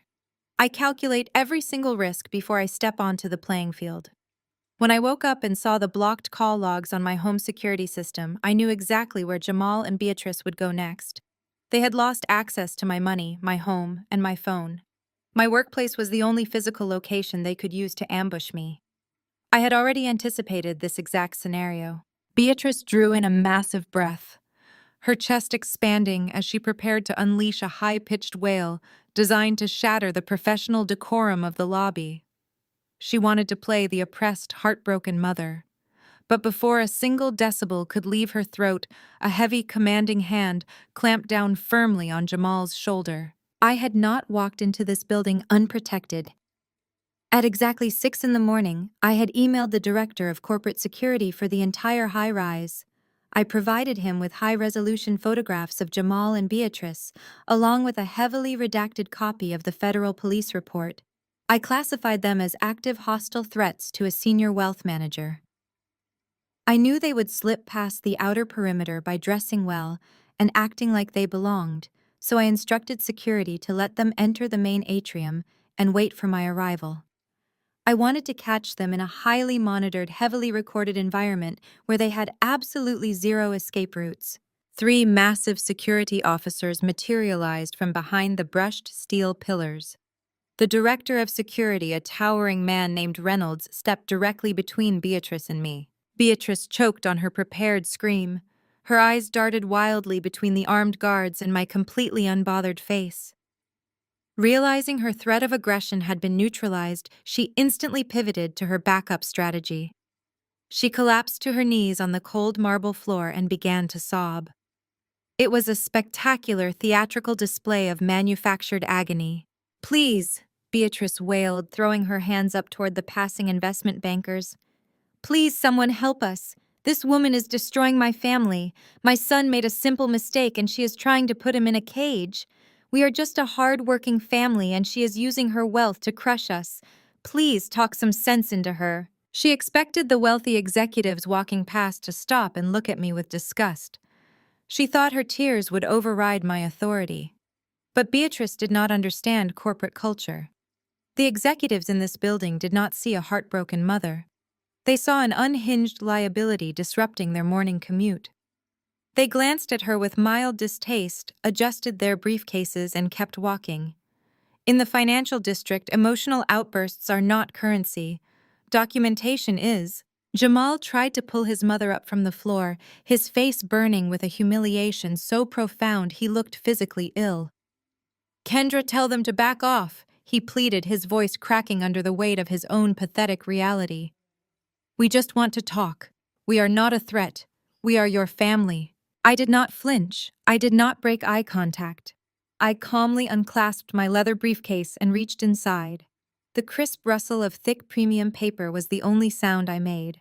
I pulled out a fresh, authenticated copy of the federal police report complete with the digital tracing of Jamal's forged signature and the federal case number stamped boldly across the top margin. I turned my attention entirely to Director Reynolds. I did not even look down at the woman weeping at my feet. "Director Reynolds!" I said, my voice projecting with the clear, resonant authority of a woman who commanded millions of dollars before breakfast. "The man standing in front of you is Jamal Davis. The woman on the floor is his mother, Beatrice. They are currently the subjects of an active federal wire fraud and aggravated identity theft investigation. They have conspired to steal over $1 million from my personal accounts. I am officially requesting that they be permanently trespassed from this property and all affiliated corporate grounds." Reynolds took the document from my hand. He scanned the federal insignia and the bold print of the felony charges. His demeanor shifted from standard security protocol to absolute rigid enforcement. "Mom, you need to stand up and exit the building immediately," Reynolds ordered, looking down at Beatrice. "If you do not comply, we will detain you and contact the city police department to execute the trespass order." Beatrice's fake tears dried up instantly. The realization that her performance had failed completely, that her tears held absolutely zero value in my arena, hit her like a physical blow. She scrambled to her feet, her hands shaking as she desperately clutched her worthless designer handbag. Her face was a twisted mask of pure venomous hatred, but she did not dare utter another sound. The security officers advanced, physically crowding them toward the revolving glass doors. Jamal made one final desperate mistake. As the guards corralled them toward the exit, he tried to reach around Reynolds to grab my arm. He wanted to touch me, to force some kind of physical connection that might magically transport us back to the days when I paid for his life and stroked his fragile ego.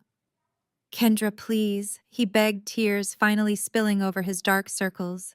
"Do not throw us away like this." Reynolds intercepted his hand with brutal efficiency, twisting Jamal's arm back and pinning him momentarily against the security turnstile.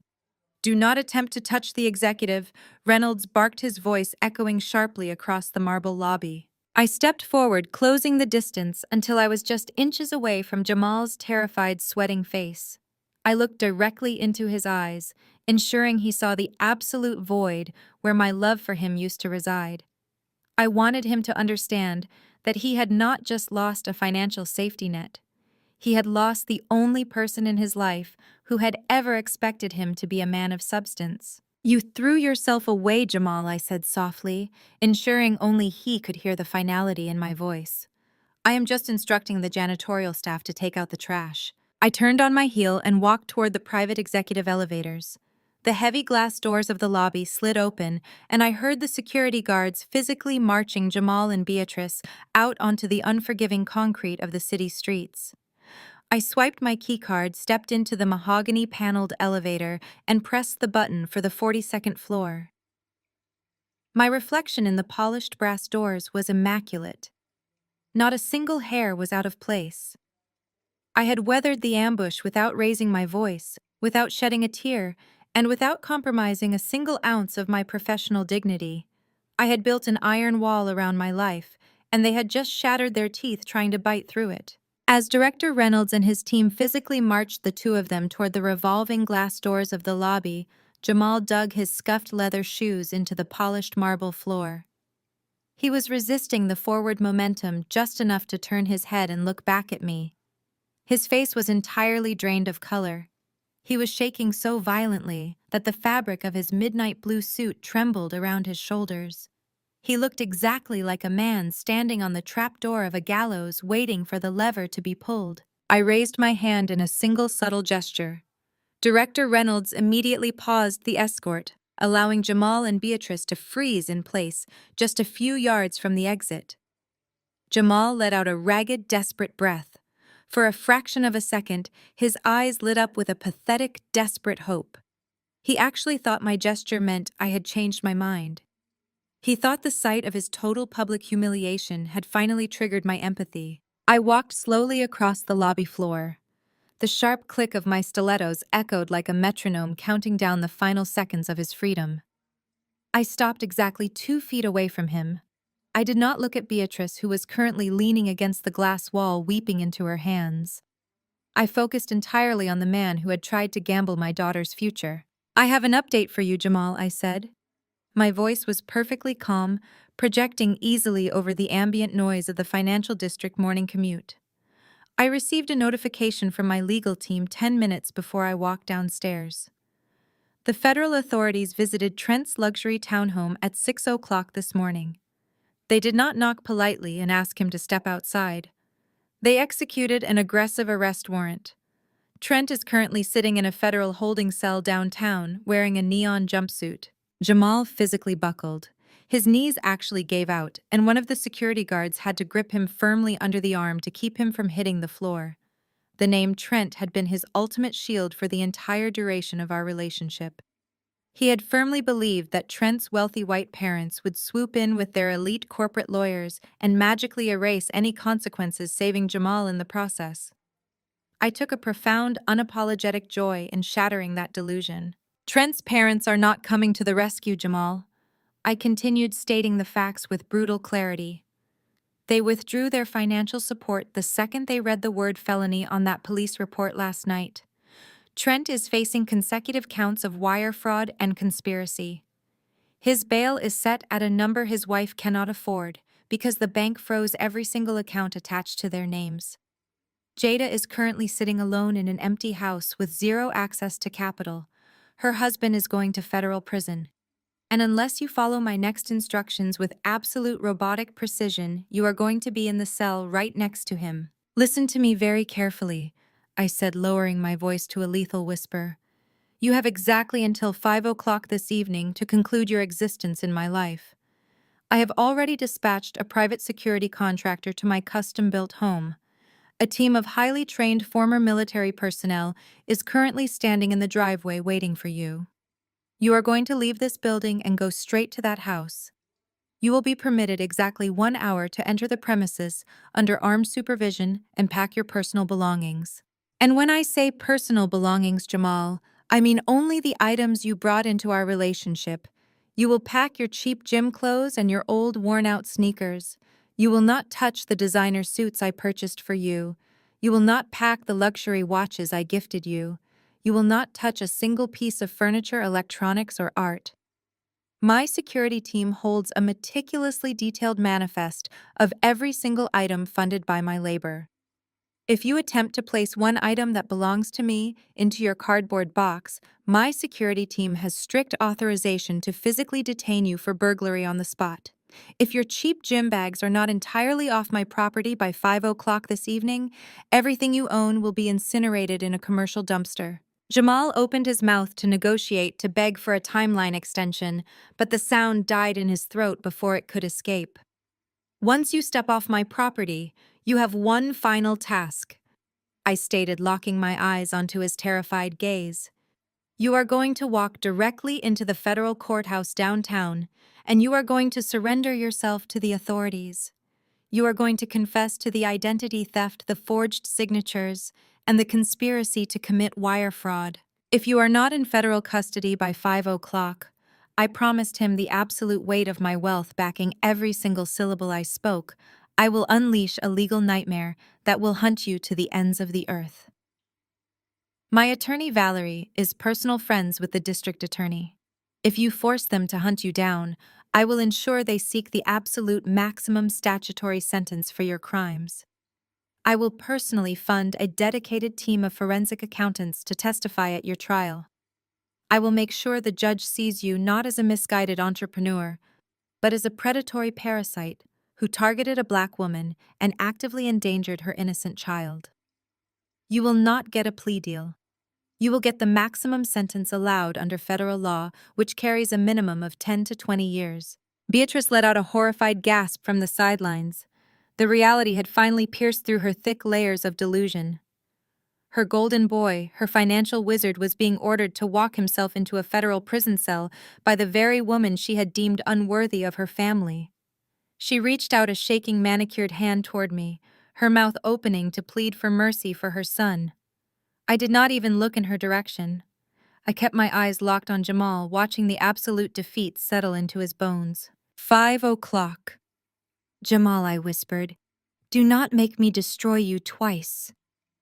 I took a step back, smoothing the lapels of my charcoal gray suit, and gave Director Reynolds a brief nod. Take out the trash, I instructed.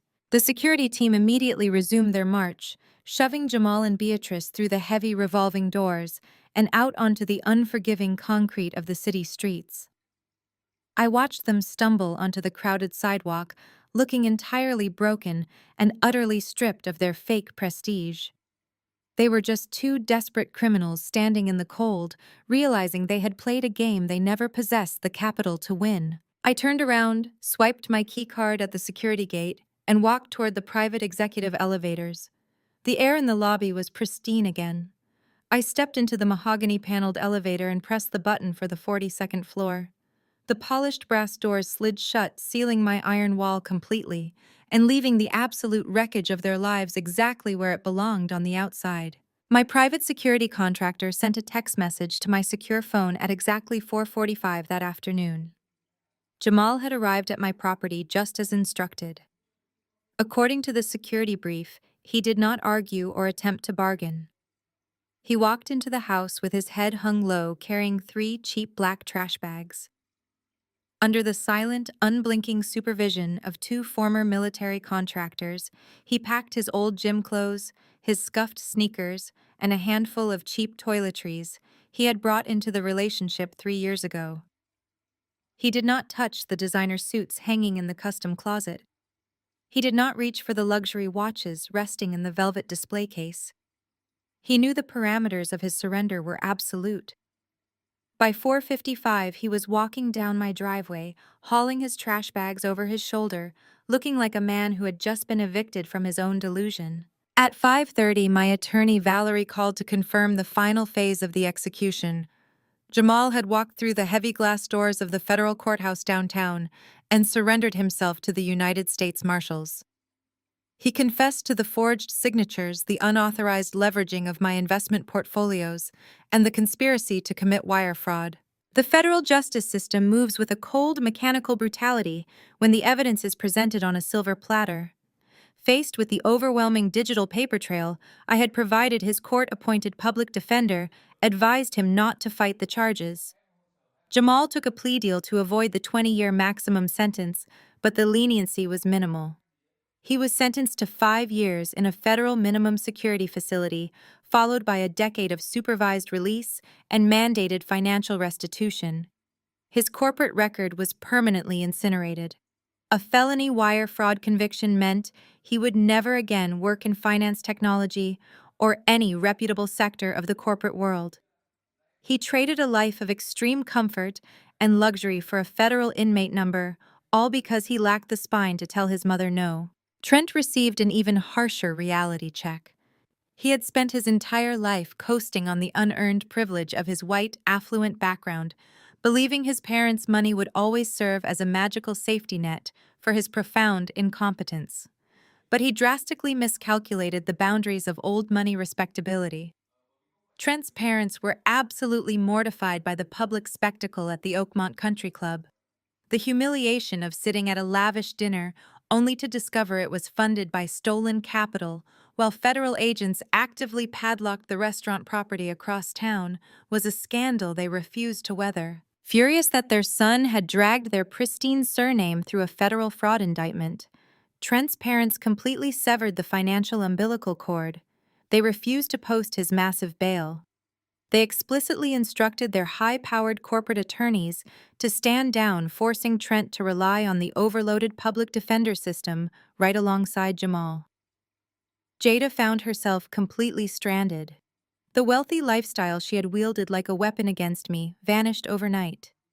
She was left sitting alone in a heavily mortgaged luxury townhome, with entirely frozen bank accounts and zero marketable skills. The elite country club membership she prized so deeply was swiftly revoked for non-payment. She learned the devastating lesson that proximity to whiteness does not protect you when the money dries up and the federal indictments roll in. But the social execution of Beatrice was by far the most poetic consequence of the entire ordeal. She had built her entire identity around projecting an image of flawless high society grace. She demanded respect as a prominent matriarch on her elite church board and a distinguished member of her local social organizations. However, the truth about her direct involvement in the fraud quickly leaked into her carefully curated circles. The community did not just see a heartbroken mother caught in the crossfire of her son's bad business deal. They saw the emails. They learned that she was the primary architect of the crime, actively instructing her son to steal from a black woman to fund a white man's vanity project. The fallout was absolute. The church board held a private meeting and quietly asked her to step down from all leadership positions, citing the unfortunate distraction of her family's legal troubles. Her social club stopped returning her calls. When Beatrice walked into her upscale grocery store, women she had known for decades suddenly found fascinating things to look at in the produce aisle, refusing to make eye contact. She was entirely ostracized. Stripped of her fake prestige and exposed as an enabler of thieves, she was left isolated in a rapidly shrinking world with absolutely no one left to impress. The heavy brass deadbolt clicked into place with a satisfying metallic thud. I stood in the grand entryway of my custom-built home, watching the master locksmith hand me a fresh set of pristine, newly minted keys. I paid him his premium fee, tipped him generously, and locked the heavy wooden door behind him. The physical security of my house now perfectly matched the absolute ironclad security of my financial portfolios. The contamination had been thoroughly and permanently scrubbed from the premises. I walked into my sun-drenched living room. The late afternoon light poured through the massive bay windows, casting a warm golden glow over the expensive velvet sofa and the polished hardwood floors. The air in the house was crisp, clean, and profoundly quiet. There was no more walking on eggshells. There was no more monitoring my tone to protect a fragile male ego. There was no more shrinking myself to fit into a toxic family dynamic that demanded my capital but despised my presence. Zuri was sitting on the plush Persian rug, building a complicated tower out of brightly colored wooden blocks. She was humming a happy little tune to herself, completely unbothered and utterly safe. I sat down on the floor next to her, crossing my legs, and handed her a blue block to place at the very top of her fortress. She took it with a bright smile, her big brown eyes shining with innocent joy. The gold beads on her braids clinked softly as she leaned over to hug my neck. I pulled her into my lap, wrapping my arms tightly around her small shoulders and resting my chin on top of her head. Society teaches women, especially successful black women, that we should tolerate a certain level of disrespect just to maintain the outward image of a complete household. We are quietly conditioned to carry dead weight to finance the delusions of mediocre men, and to smile graciously through the subtle, relentless insults of toxic in-laws. We are told that being a strong black woman means enduring pain with a smile. But looking at my beautiful, brilliant daughter, I knew I had broken a generational curse. I had refused to teach her that love requires compromising your dignity. I had demonstrated that a woman does not have to sacrifice her peace to keep a seat at a table she already owns. Walking away from a parasitic fiancé and his manipulative family was not a tragic failed engagement. It was a massive return on investment. It was the ultimate liberation. I had successfully protected the empire I built from nothing, and I had ensured that nobody would ever treat my child as an afterthought again.